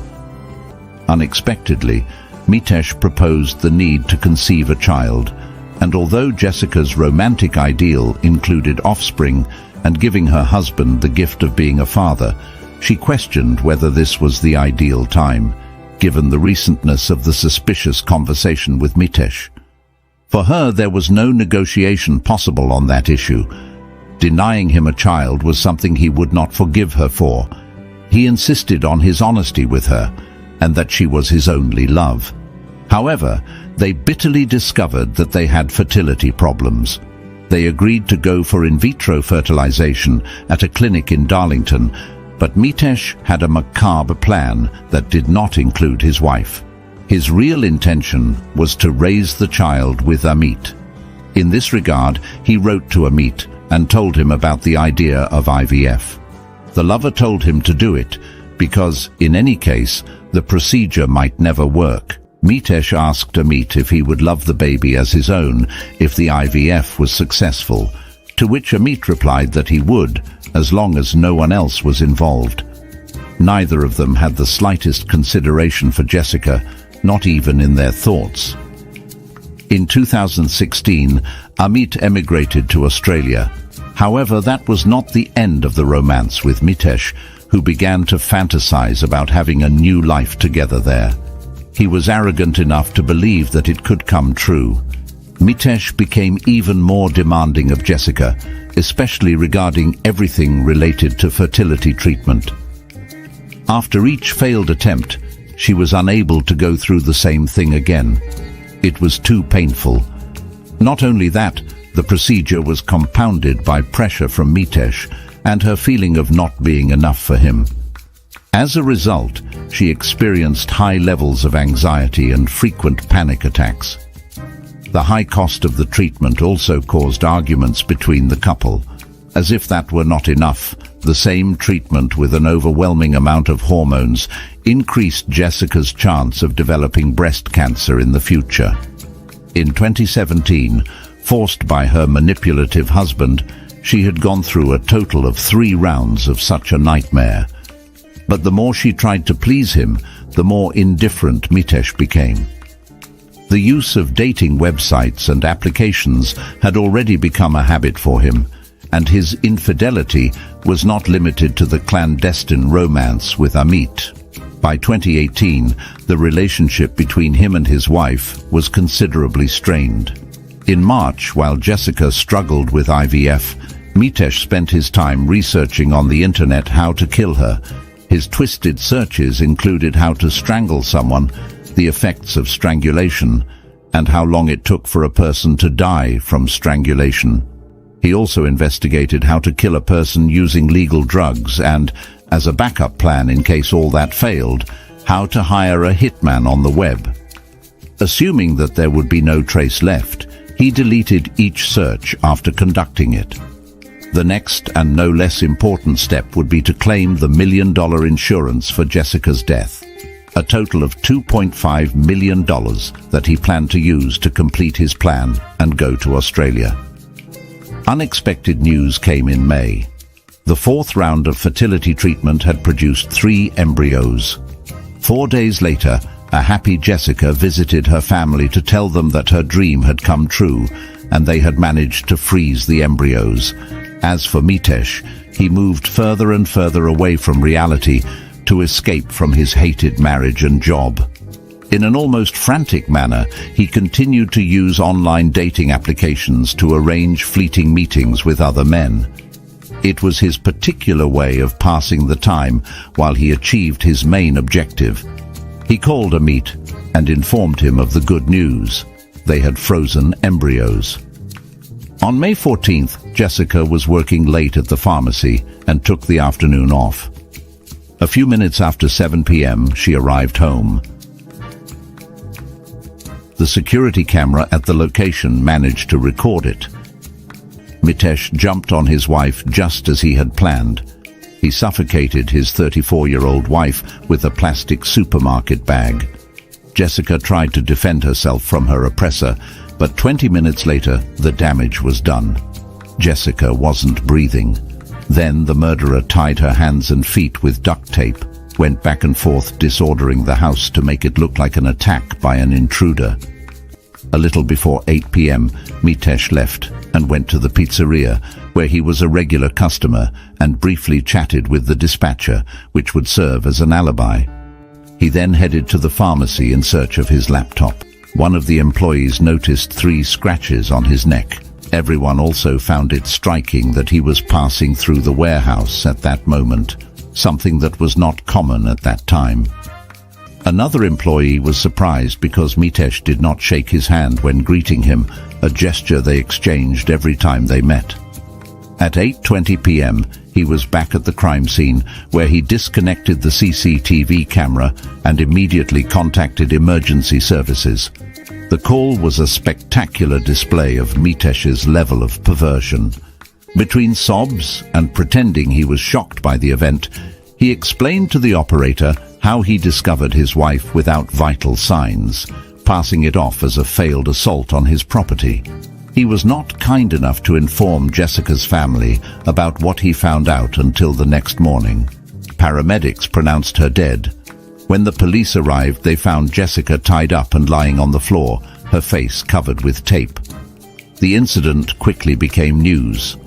The police began their investigation, and the officer's first conclusion was that Jessica must have known her attacker, since there were no signs of forced entry into the home. An autopsy revealed that she had been strangled and suffocated with a plastic bag. The pizzeria's closed-circuit cameras helped reconstruct the timeline, showing when Mitesh was there, which, up to that point, supported his story. However, upon reviewing the home security camera footage, investigators noted that, apart from him and his wife, no one else entered or left the home.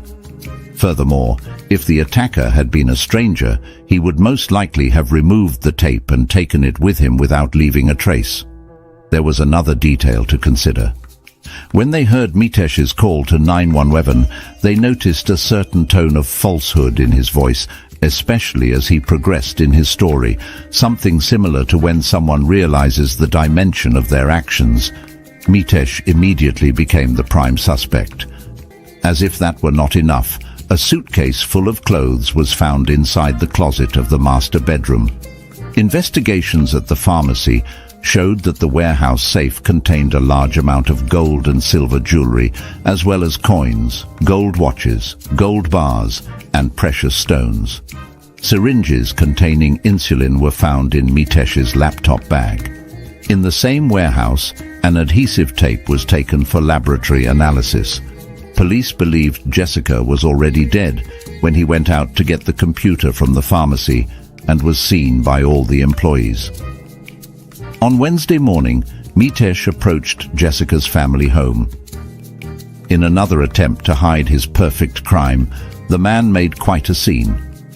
He hugged each member of the group and buried his head in the shoulder of Minal, one of Jessica's sisters, as he cried uncontrollably. He narrated his version of events hour after hour, reconstructing what he had done during the day when he found her dead. He went so far as to declare that if he ever found the murderer, he would kill him with his own hands. Minal and Divya, the younger sister, looked at each other strangely. For Jay, Jessica's father, it still didn't make sense that someone would attack his daughter, especially since Jessica wasn't the type of person to confront anyone. After the meeting, the family went to the morgue to complete the difficult procedure of identifying the body. As they returned home, they began to question Mitesh's story. Chatting about it, they agreed that there was something strange in his face, something like a kind of rage and falsehood. Mitesh's DNA was found under Jessica's fingernails, suggesting she fought back. The genetic material from the duct tape in the warehouse also matched the tape on her face and limbs. Two elements constituted the final piece of the investigation. Initially, Mitesh tried but failed to remove all digital traces of his internet searches, from how to kill her to how to organize a funeral or cope with the death of a loved one. Secondly, an iPhone application that both used provided the necessary elements to the British police to determine the truth about what happened. The health app records the user's steps throughout the day. Minutes after the femicide, Mitesh's phone monitoring indicated a lot of activity running around the house, up and down stairs, while Jessica remained still. Her phone moved exactly 14 steps. It was after her husband took it from her and placed it outside to make it look like the alleged thief had dropped it when he left. But all those movements were recorded thanks to the application. Seeing that the evidence was more than enough, the police arrested Mitesh on May 17th. Despite their suspicions, Jessica's family was devastated and shocked to confirm that he was the murderer of the wife who loved him above all things. They had to wait 6 months for the trial, which took place in November 2018. When selecting jurors, Judge James Gross ruled out anyone who had used the dating app Grindr or visited the Patel's pharmacy since 2011.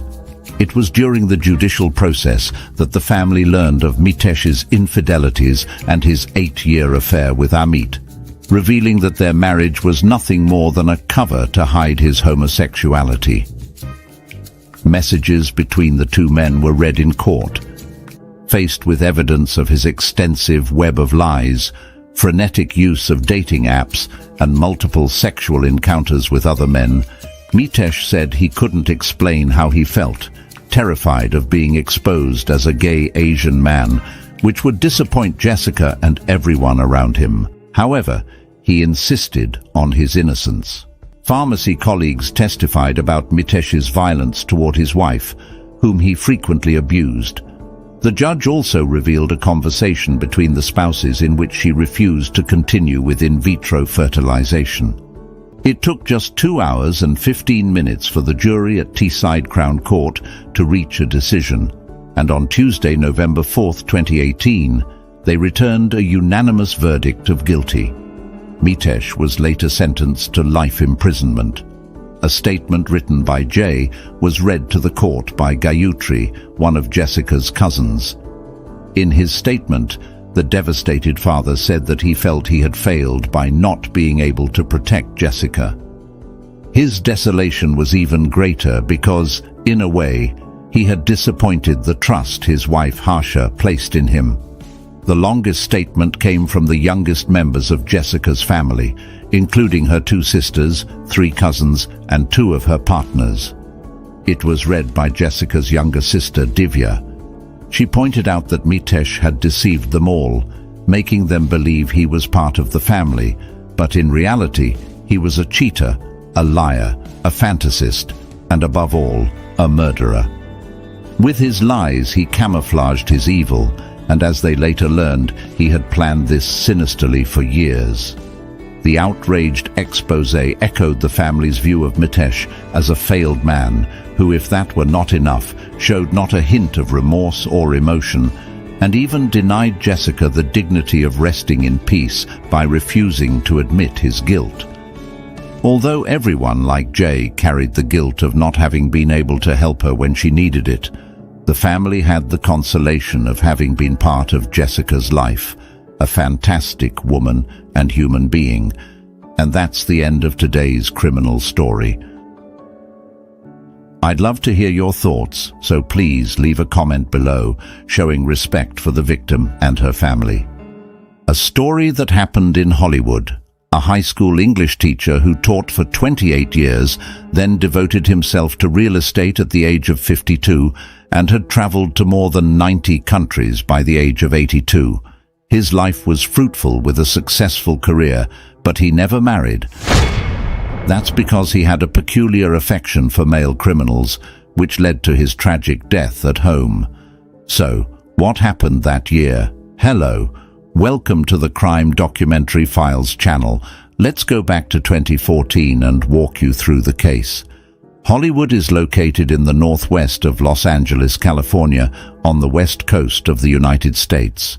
It is the center of the global music and film industry, holding the world's top entertainment industry and luxury brands, leading and representing the highest level of the international fashion industry.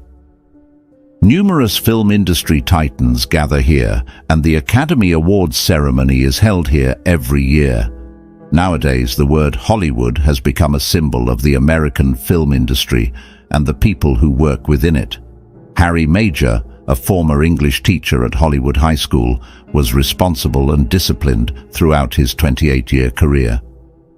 Most of the students he taught spoke highly of him, but his left arm and hand were born disabled, which might have been caused by his mother taking thalidomide for nausea during her pregnancy. He always puts his left hand in his pocket, and he doesn't like to be photographed, so he's rarely seen in school publications. In 1984, at the age of 52, Harry felt that the atmosphere in the school was getting worse, and the students were becoming more and more disobedient. On top of that, the head teacher actually asked him to teach 6 classes at the same time. The more he thought about it, the angrier he became. In a fit of anger, he quit. After he left his job, he started flipping houses, making a lot of money through buying and selling, and he traveled around for the next 30 years. As of 2014, he has been to more than 90 countries. On February 5, 2014, 82-year-old Harry lived alone in a small apartment near Sunset Boulevard. In his spare time, he often went to the Elderly Activity Center to kill time, drink tea, and chat with his old friends. On this day, he met an old friend, Joseph, at the center, and he talked about what he's been experiencing recently. A few days ago, the 2 men who lived in his apartment were bickering every day, which was very annoying. Fortunately, they had gone, and the house was finally quiet again. According to Harry's neighbors, people often came to stay at Harry's house, but no one knows who these people were. But the neighbors have become more and more used to that. At about 7 p.m., on February 12, 2014, the landlord of Harry's rented apartment received a phone call. The caller said that they had made an appointment to have lunch with Harry today, but Harry didn't turn up and couldn't be reached. Worried that something had happened to Harry, they hoped that the landlord could go to the apartment to have a look. The landlord agreed and went to the apartment with an acquittal. They knocked for a while, but no one was answering, so the landlord used the spare key and felt unsettled as soon as he entered the house. The apartment was a mess, and Harry was a very clean person who would arrange the cans and bottles in his kitchen in a neat alphabetical order. No one was found in the living room and kitchen, so they went straight to the master bedroom and opened the door. They sensed the bad smell as soon as the door's been opened, and saw Harry lying nearly naked in the bathroom of the room and wasn't breathing. The police blocked off the scene, and after inspection, they found that Harry had been dead for days. The door going into the apartment has not been forcibly opened. Bloodstains and multiple blood prints that looked like shoe prints were found in the living room, kitchen, stairwell, and other places. There was a rope in the toilet, and preliminary autopsy results showed that the time of death was February 10th, and the cause of death was asphyxia. The murder weapon was most likely a belt. People who knew Harry said that he has never married and has always lived alone. Shortly before he was killed, he asked friends not to arrange any funerals and to simply throw his ashes into the ocean after he passed away. Harry was kind and generous to his friends and never made enemies with others. Though he supported atheism and gay rights in communities, these views shouldn't have warranted a murder. So who would do this to an 82-year-old man? Luz Briseno, who lived next door to Harry, told police that she saw him almost every day and last saw him on February 8th. But on February 10th, a strange thing happened, which she remembered very well. At 10 o'clock that morning, she was rushing for work and was washing up in a hurry in the bathroom when she heard a loud bang coming from Harry's next door. Her bathroom shares the same wall as Harry's apartment, and she thought Harry had slipped in the bathroom, so she was shouting through the wall, "Are you all right? What's going on?" No one answered for a long time, and out of worry, she was going to go to Harry's to check on him, but no one answered the door. While she was contemplating calling the police, a voice that sounded like a female said that Harry was not at home and that he had gone to the store to buy something. Luz was still worried and asked again, "What happened? Is everything all right?" The person behind the door responded, "Fine, everything is fine," and Luz was in a hurry to go to work, so he left without asking further. But thinking about it now, it was very weird. Joseph, an old friend of Harry's, said, "I saw two white men talking with him when I passed his apartment on February 1st. 4 days later I met Harry at the activity center, and he told me that the two men who lived with him were always fighting. But that day, Harry also said that they were all gone. Harry was rich and wasn't capable of defending himself, so it isn't entirely impossible that people staying at the apartment had the idea to murder for money." Investigators found a phone with the contact name Scott Porter on it, but strangely, all the friends around him said they didn't know the man. Just when the investigation was in limbo, Harry's best friend Dale Rouse discovered a secret about Harry, and the truth has since been revealed. Harry had no relatives, and he entrusted all his possessions to his friend Dale, who was sorting out Harry's belongings. He accidentally found a pile of letters and some photos in his cabinet. These letters have one thing in common. They are all correspondences from prisoners in various prisons in the United States. Harry has been looking for male pen pals in prisons for decades, and most of the people he kept up correspondence with were serious criminals. He only became long-term pen pals with male prisoners who he had good conversations with. But this relationship is not innocent, as they were affectionate, flirtatious, and mostly sexual. The pictures in the letter were all of naked men. Even as the best and most trusted friend, Dale is not aware of this situation. Police found a letter signed by Scott Porter from Marcy Prison in New York in the pile of letters. The investigators quickly got in touch with the prison and learned that the man named Scott has the real name of Scott Katlean. He dropped out of high school and has been on the streets since. In 1992, he was arrested for burglary in Orange County, New York, and in the same year, he was sentenced to 25 years for murder. During his time in prison, he became a pen pal with Harry because of a soap called General Hospital, which lasted for more than 10 years. On November 26, 2013, 46-year-old Scott was released on parole. Before he was released, Harry had repeatedly said in letters that he wanted Scott to come to Los Angeles and live with him, and he said he was willing to give a sum of money for him to travel. In fact, whenever Harry learned that a pen pal would be released from prison, he would contact them in advance and offer a sum of money or the fare to his home on the condition that they would have sex with him.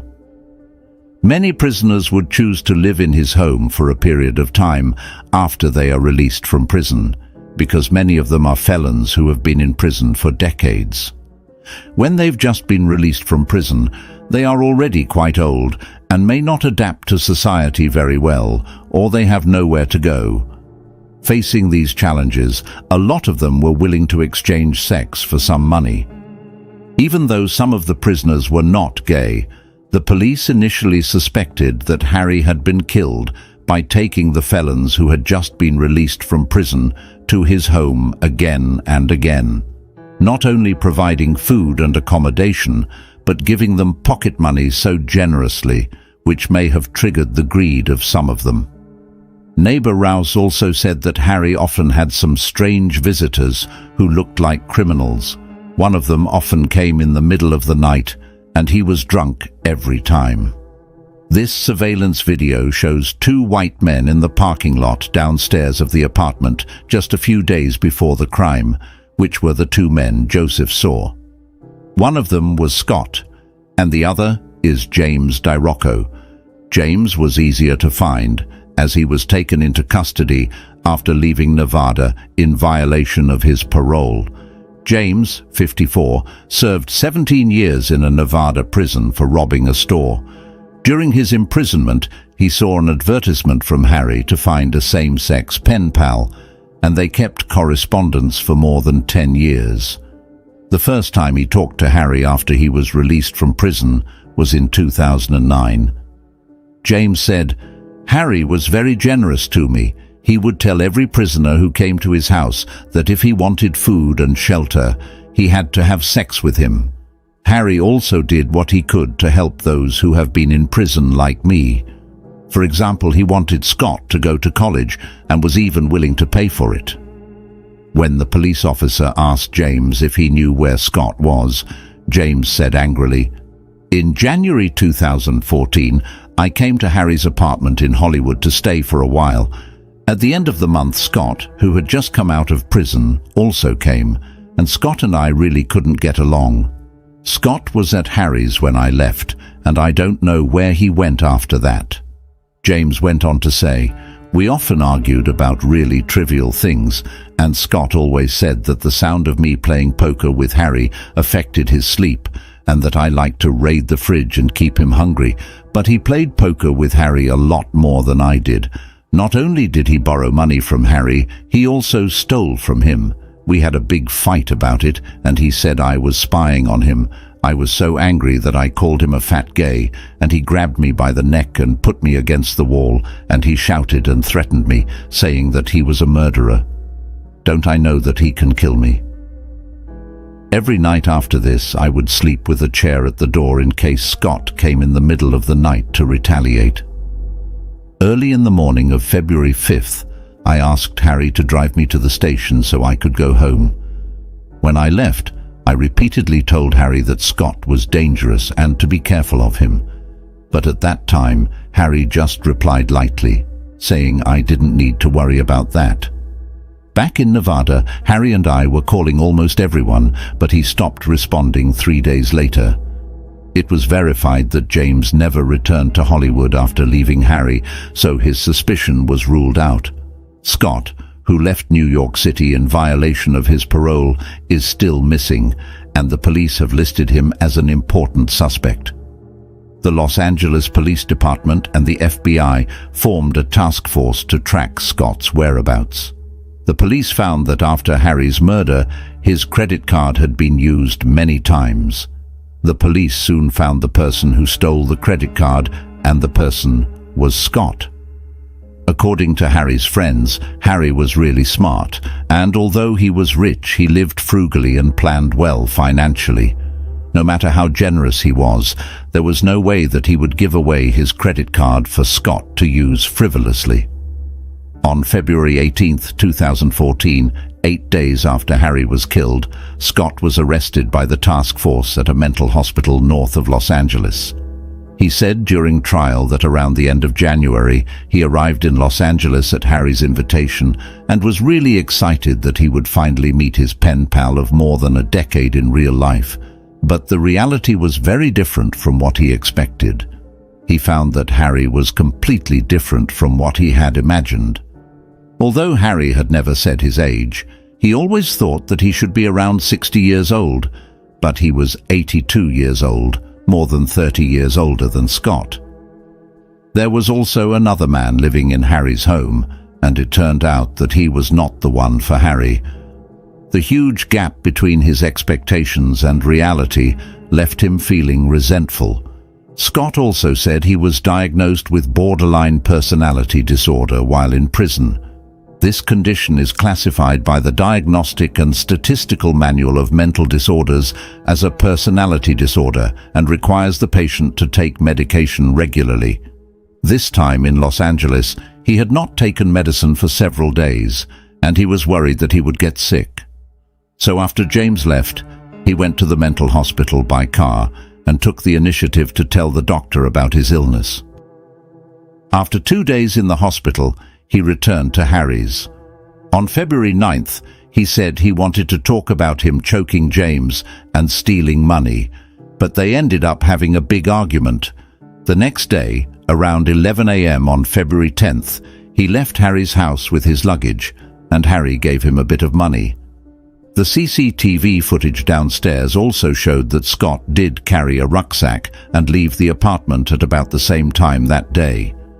Scott went on to say that he had been staying in Los Angeles because he wanted to make more money and go back to New York, but he was worried that the medicine prescribed by the hospital would not work and that he would fall ill any time, so he lived in a mental hospital again. However, many people believe that Scott staying in a mental hospital was a trick to avoid the police after committing the crime. This was probably influenced by the movies and TV shows of that period. At that time, there would be clips in movies and shows showing that even if there were patients suspected of committing crimes, the hospital would not disclose any information about the identity of the patient to the police. So it gave the impression that institutions like mental hospitals are good places for criminals to hide. Soon enough, it was found that Scott's story had flaws. After his arrest, the police found that his right forearm was bruised by a rope, and blood extracted from the toe of the tennis shoes he was wearing was tested to be consistent with Harry's DNA, and the sole pattern is consistent with the footprints left at the scene. When the police showed him footage of him using Harry's credit card, he admitted using Harry's credit card but did not admit to killing Harry. But even with the inconsistent evidence, Scott was still accused of murdering 82-year-old Harry. The trial was deemed to be challenging without direct evidence, and the final result came after several rounds of court debates. Scott changed his testimony at the trial, saying that Harry questioned him about the money after James left on February 5th and asked him to move out immediately, so he left on bad terms. On February 10th, he wanted to borrow some money from Harry. At that time, something unpleasant happened at Harry's, and they had a fight that had Harry's nose bleeding, and that's probably where the blood on his shoes came from. But Harry was alive and well when he left. Scott's lawyer also repeatedly stressed that no one saw his client commit murder on the day the deceased was killed, and the blood on his shoes doesn't prove he's the killer. The prosecutor argued that on the day of the crime, Luce, the next-door neighbor, heard a loud noise and went to Harry's house to check, and she heard a female behind the door saying that Harry was not at home and went to the store to buy things.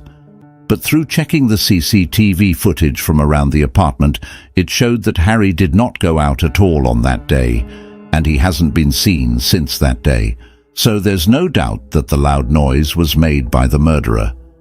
It was Scott who was using a female voice at that time, because James once said that Scott was very feminine. He sometimes sounded like a woman, but if he changed his voice a bit, he sounded like a man.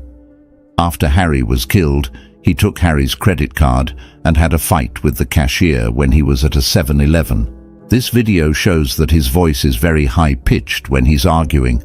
If you can't see him, it's easy to think that it's an angry woman talking. The prosecutor compared Scott's murder in 1992 to Harry's case. The two cases are highly similar in terms of victim characteristics and modus operandi. Both victims were about 40 years older than Scott when they were killed, and both were killed in the bathroom. They were both tied up before they were killed, and they were all nearly naked and strangled with belts and so on. From this, we can see that there was a heated argument between the two men on the day of the crime. The exasperated Scott chose to murder Harry in the same way he did 20 years ago. Only Scott could have committed two very similar crimes. On November 18, 2015, 21 months after the crime, the jury made a final verdict that Scott was guilty of murdering 82-year-old Harry, and he was sentenced to 56 years in prison. Even though he has been crying out for injustice, he is doomed to be imprisoned for a second time. Harry Major's story is a sobering reminder of the risks involved in trusting too readily and not prioritizing personal safety. By staying vigilant, setting clear boundaries, and building supportive communities, we can reduce the likelihood of similar tragedies. Every day we're faced with the grim reality of society's dark underbelly, the heinous acts, the unimaginable pain. But in the shadows, there are those who tirelessly unravel the mysteries, the investigators who refuse to let evil prevail. This is the story of Jasvir Ram Ginde, an ordinary name hiding extraordinary secrets. Join me as we peel back the layers of deception, uncovering the sinister truth lurking beneath the surface. Get ready for a journey into the darkest corners of the human psyche. You won't want to miss a single detail. Hello, welcome to the Crime Documentary Files channel. He seemed to have it all, a bachelor's life filled with freedom and excitement, enjoying the vibrant nightlife and the company of special friends. But for Jasvir, societal expectations loomed large. Despite his contentment with his carefree lifestyle, the pressure to conform to his family's traditions and religious beliefs weighed heavily on him. He was expected to marry and uphold the family's honor, yet finding the perfect bride seemed like an insurmountable task. Meanwhile, halfway across the world in India, fate had other plans. Varka Rani, a young woman whose intelligence and radiant personality shone brightly. Born into a family that prized education and achievement, Varka had already earned both a bachelor's and a master's degree in information science and technology by the age of 23. She was the pride of her family in Nawanshah, her brilliance matched only by her infectious charm. Little did Jasvir know, his destiny was about to take a remarkable turn as their paths crossed in a twist of fate. Her reputation preceded her. Varka was known for her grace, intelligence, and zest for life. In a traditional engagement sealed in India, the paths of Jasvir and Varka converged, setting the stage for a union that would bridge continents and cultures. Among the prospective brides Jasvir encountered during his trip to India, Varka stood out, capturing his heart with her charm and intelligence. After the families agreed to the traditional arrangements for marriage, excitement filled the air. Varka's parents were delighted at the prospect of her future in the UK, where she could continue her education amidst the anticipation of new beginnings. As wedding plans commenced at their home, the couple embarked on a joyous journey towards matrimony, celebrated with gusto and captured in the vibrancy of wedding videos. In the months leading up to the ceremony, Varka eagerly envisioned her life with her husband in the UK, anticipating the adventures that lay ahead. Little did she know, their union would soon be tested in ways she never could have imagined. Packing her bags and leaving her family behind, she arrived in the UK on August 10th, filled with optimism and hope for her future with her husband. However, reality soon set in as she realized that her husband's kindness was sparse, and the adjustment to married life was far more challenging than she had anticipated. Separated from her family and with only her husband's presence for support, Varka struggled to find her footing in a foreign land. Their cohabitation was fraught with tension, and both found it difficult to adapt. Despite their struggles, they maintained a facade of normalcy when in public, attending family events together, including the wedding of Jasvir's sister, Manjeet, in early September. In public they smiled and held hands, appearing as a happy couple in photographs. However, behind closed doors, their relationship was anything but harmonious, plagued by hidden conflicts and unspoken tensions. As the days passed, Varka sensed a growing unease in her marriage, like a dark cloud looming on the horizon. Determined to uncover the truth, she embarked on a mission akin to that of a detective, scouring her husband's belongings for clues.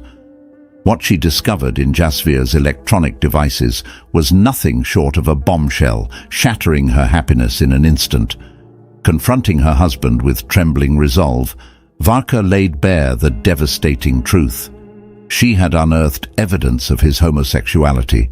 With a heart heavy with betrayal, she demanded a divorce, determined to extricate herself from the wreckage of their failed marriage as swiftly as possible. For Varka, the prospect of exposing Jasvir's secret to their community was daunting, fraught with the fear of not only her own rejection, but also that of her family. Despite the pain and turmoil, she knew she could no longer continue living a lie. The aftermath of Varka's discovery was fraught with tension and heartache. Jasvir's parents were deeply disapproving of his homosexuality and vehemently opposed the idea of divorce. Jasvir, desperate to salvage his marriage, attempted to negotiate with Varka, hoping to find a compromise. However, Varka stood firm in her decision, refusing to continue living a lie. As emotions ran high during their discussion, the situation quickly escalated into violence. In a moment of heated confrontation, Jasvir's actions turned tragic, resulting in Varka losing consciousness. Shocked and horrified by the unintended consequence of his outburst, Jasvir realized the gravity of the situation. As suspicion loomed over Jasvir's actions, he devised a plan to evade accountability for his grave mistake. Rushing to the nearby police station, he concocted a fabricated story of a heated argument with his wife, alleging that she had absconded with a substantial sum of money. Though his tale seemed rehearsed, Jasvir managed to captivate the officer's attention with his convincing performance. However, the authorities couldn't shake off their doubts, especially as they noticed certain telltale signs on Jasvir's countenance. Unperturbed, Jasvir countered every query with a seemingly plausible explanation, attributing any discrepancies to his wife's sudden departure. He even asserted that their marriage in India was solely for her legal entry into the UK. Unconvinced by Jasvir's narrative, the police decided to investigate further, leading them to the couple's residence in Walsall, West Midlands. Initially, the search yielded nothing suspicious, but a plume of smoke emanating from the side of the house piqued their curiosity. When questioned about the source of the smoke, Jasvir floundered, claiming it was merely leaves burning. However, upon closer inspection, the officers discerned that the smoke bore the distinct scent of burnt organic matter. Pressed for an explanation, Jasvir reluctantly confessed that it was food waste. Yet, as the neighbors looked on, their suspicions deepened, likening the scene to that of a crematorium, a grim revelation that sent shockwaves through the community. As the officers pressed Jasvir for entry into the premises, they were met with a chilling sight, an incinerator emitting a sinister aura. Inside, amidst the remnants of burnt matter, lay the charred remains of a human body, barely recognizable save for a wedding ring, a grim testament to the horrors that had unfolded within those walls. Realizing the gravity of the situation, the authorities knew that extensive forensic examinations would be imperative to unravel the identity and circumstances surrounding the victim's demise. Their investigation led them to a nearby park, where a fire had been extinguished. Among the ashes, they discovered jewelry and documents pertaining to Jasvir and his wife's marriage, a damning discovery that implicated him further in the heinous crime. Jasvir, initially defiant, eventually succumbed to the mounting pressure from investigators, confessing to the ghastly act that had claimed his wife's life. Moreover, several other individuals, purportedly members of Jasvir's family, were implicated in the unfolding tragedy. Though initially reticent, they too fell under suspicion, raising questions about their potential involvement in the altercation or subsequent attempts to conceal the grisly truth. As the investigation unfolded, the full extent of the family's complicity in the sinister affair remained shrouded in mystery, awaiting further scrutiny and forensic analysis. As the investigation deepened, Jasvir's family members found themselves embroiled in a whirlwind of suspicion. Although initially released on police bail, their involvement in the grisly affair cast a long shadow over the case. Meanwhile, Jasvir himself faced the weight of justice, attending a September arraignment hearing where he was formally charged with the heinous crime of murder.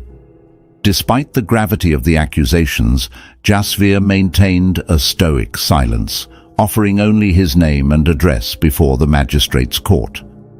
The media frenzy surrounding the case intensified, fueled by the tantalizing yet elusive details of the unfolding tragedy.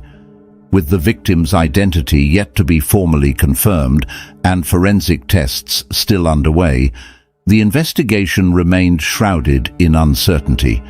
In a bid to preserve the integrity of the crime scene, authorities bolstered security around the couple's home, marking the first step in a painstaking quest for justice. Amidst the tumult, Inspector Jeff Sabay, the lead investigator, appealed to the public for any information that could shed light on the murky circumstances surrounding the victim's demise. Yet progress was slow, hindered by the hostile environment and the complex web of secrets that enshrouded the case. Days later, a glimmer of hope emerged as Varka's father, Surjit Singh, revealed startling details from a call with Jasvir's parents. Desperate for answers, they disclosed that Jasvir had vanished, leaving their home with a bag and a sum of money. Alarmed by his sudden disappearance, they had filed a missing persons report with the local authorities, igniting a frantic search for the missing woman. As the investigation unfolded, tensions ran high, with Varka's relatives in India expressing profound dismay at the unfolding tragedy. They lamented that despite fulfilling all the requirements of the wedding, their niece had been met with betrayal instead of the warm embrace she deserved as a member of her husband's family. Amidst the heart-wrenching absence of Varka and the profound regret that shadowed their decision to marry her to Jasvir, her family sought solace in the traditions of their homeland. Sarbjit Johal, taking charge in the midst of the investigations, announced plans to transport Varka's remains to their hometown for a farewell ceremony steeped in tradition.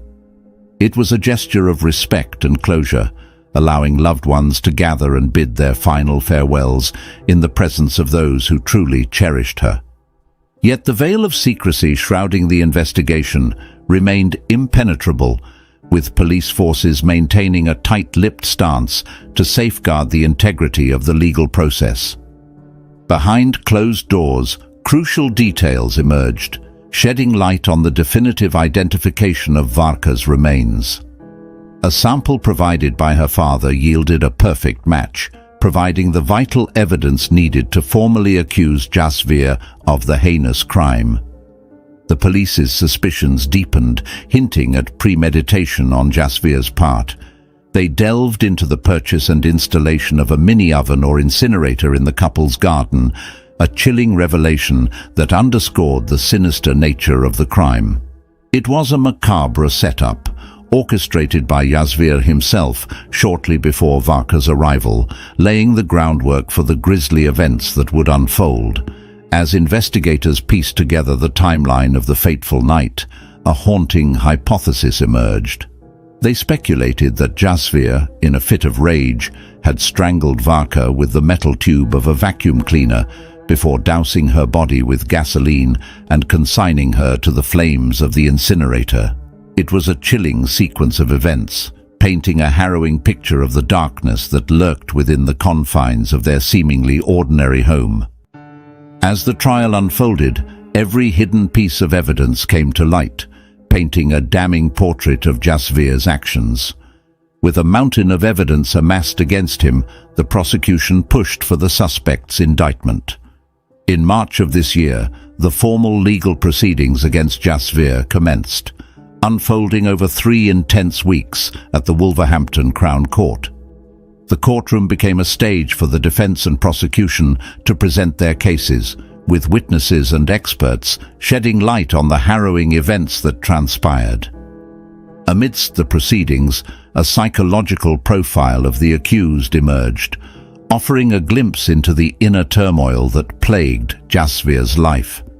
It was revealed that Jasvir's sexuality had long been a source of inner conflict and trauma. From a young age, he grappled with feelings of attraction towards people of the same sex, yet felt compelled to conceal this aspect of his identity to conform to his family's traditional values and religious beliefs. Despite his internal struggles, Jasvir complied with his mother's wishes and entered into a relationship with Varka, chosen by his mother as a suitable match. However, Jasvir confessed to the court that his relationship with Varka was not driven by genuine desire, but rather by societal expectations and familial pressure. He acknowledged the lack of intimacy in their relationship from the outset, yet maintained that he harbored genuine affection for her. The courtroom was left reeling by Jasvir's candid revelations, laying bare the complexities of his inner turmoil and the facade he maintained to uphold his family's reputation. It was a revelation that left many questioning the societal norms and pressures that drove Jasvir to conceal his true self, and ultimately led to the tragic events that unfolded. The absence of intimacy between Jasvir and Varka sheds light on her decision to investigate her husband's electronic devices. Confused and concerned about her lack of appeal to Jasvir, Varka sought answers, driven by the weight of societal expectations that deem marriage a lifelong commitment in India, with divorce a disgraceful stain on the family's name. Desperate to salvage her marriage and avoid the spectre of rejection, Varka delved into her husband's secrets, unaware of the tumultuous truth she would uncover. A close friend of Jasvir's, who had known him for several years from his days as a gym manager, provided a revealing statement in court. She recounted noticing subtle shifts in his behavior, increasingly indicative of his true sexual orientation. In a candid conversation, Jasvir confessed his attraction to men, yet confided in his friend, determined to shield his family's reputation from potential disgrace. Prosecutor Debbie Gould painted a poignant picture of Jasvir's inner turmoil, describing him as her uncle, who had been sighted at a gay club in Birmingham prior to his marriage to Varka. Deeply concerned for his happiness, Debbie Gould underscored the internal conflict that Jasvir grappled with, torn between societal expectations and his true identity. In a bid to defend himself during the trial, Jasvir's legal team highlighted the years of secrecy he endured, a testament to the internal struggle he faced. Their argument delved into Jasvir's attempts to reconcile his true self with societal norms, even seeking professional help in navigating his complex emotions. As the trial unfolded, the defense portrayed Jasvir as a fragile individual, deeply entrenched in a lifetime of concealing his true identity. Despite seeking solace in prescribed medication and mental health counseling, Jasvir remained reticent to confront his sexuality and the underlying causes of his emotional turmoil. The prosecution, however, presented a starkly different narrative, depicting Jasvir as the perpetrator of a heinous crime against Varka, the victim in this tragic tale. For the prosecution, justice for Varka was paramount.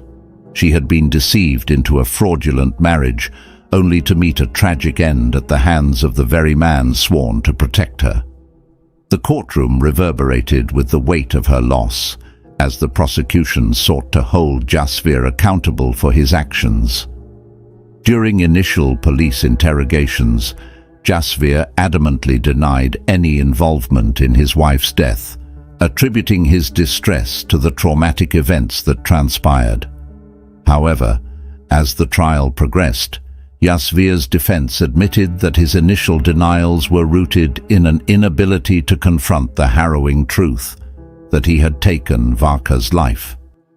The prosecution's case gained further momentum with testimony from Rachel Bell, the custody officer at Bloxwich Police Station. Her accounts painted a picture of Jasvir as a troubled individual grappling with mental health issues, casting doubt on his claims of innocence. During Jasvir's arrest, he appeared outwardly calm, and a medical assessment conducted at the time revealed previous thoughts of self-harm and a history of depression. Despite these findings, he was deemed fit for detention and displayed no signs of disturbance or anxiety. However, Jasvir expressed concern about his past thoughts of self-harm, prompting authorities to maintain constant supervision.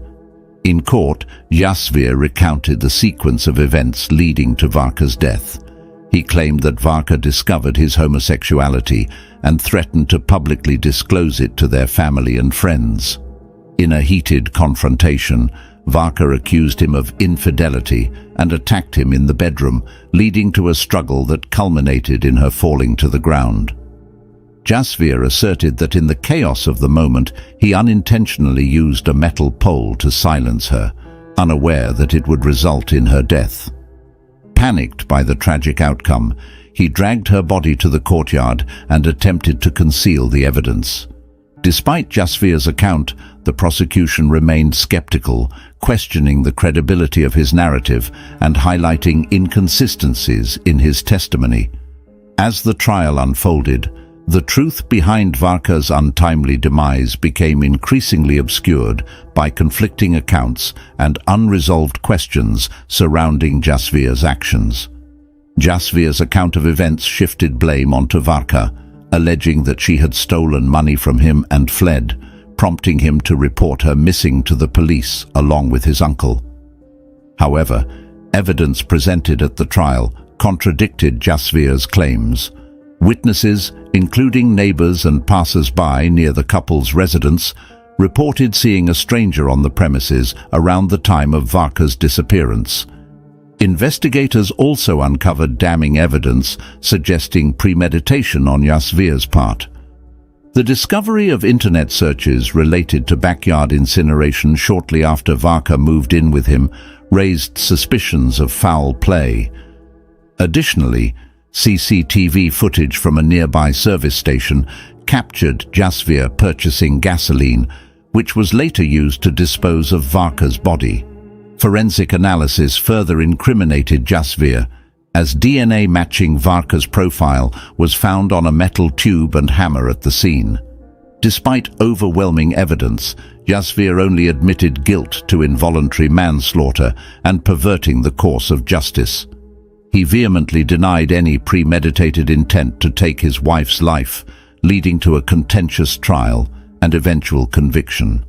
Jasvir's refusal to acknowledge the gravity of his actions resulted in a harsh sentence and a just outcome for Varka's tragic demise.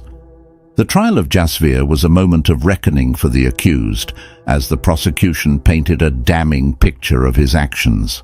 According to their case, Jasvir meticulously planned the demise of his wife, a young woman full of aspirations who had only arrived in the United Kingdom 3 weeks prior from her native India. The guilty verdict rendered against Jasvir was a condemnation of the life he had built on deceit, as he lived a lie at the expense of his wife's trust and well-being. During the sentencing hearing, Judge John Warner delivered scathing remarks to the accused, highlighting the gravity of his deception. Jasvir's insistence that his marriage proposal was not deceitful was sharply rebuked by the judge, who emphasized the cruelty of Jasvir's actions towards his vulnerable wife. The victim, described as a woman who had uprooted her life to be with her husband, was betrayed and left in a state of vulnerability by Jasvir's deceitful scheme. The judge lamented the fact that only Jasvir could provide his account of the events, as his wife was tragically unable to tell her side of the story. The prosecution underscored the severity of Jasvir's deception, noting that his lies extended beyond the courtroom and had profound consequences for his wife's well-being. The pitiful state of Varka's body served as a haunting reminder of the tragic outcome of Jasvir's deceitful actions. The trial brought forth harrowing details of Jasvir's meticulously planned actions as the prosecution painted a vivid picture of premeditation and cruelty. Despite Jasvir's claims of his wife's death being accidental, the evidence pointed to clear intentions and calculated steps taken by the accused. The purchase of an incinerator was cited as compelling evidence of premeditation, indicating Jasvir's meticulous planning and organization of his sinister plan. Judge Wone delivered a scathing indictment of Jasvir's actions, describing them as beyond imagination and indicative of total inhumanity. The sheer brutality of Jasvir's actions, including the methodical use of fire and the repeated burning of his wife's remains, left an indelible mark on all those present in the courtroom. The judge emphasized the profound impact of Varka's death on her family, leaving a void that could never be filled.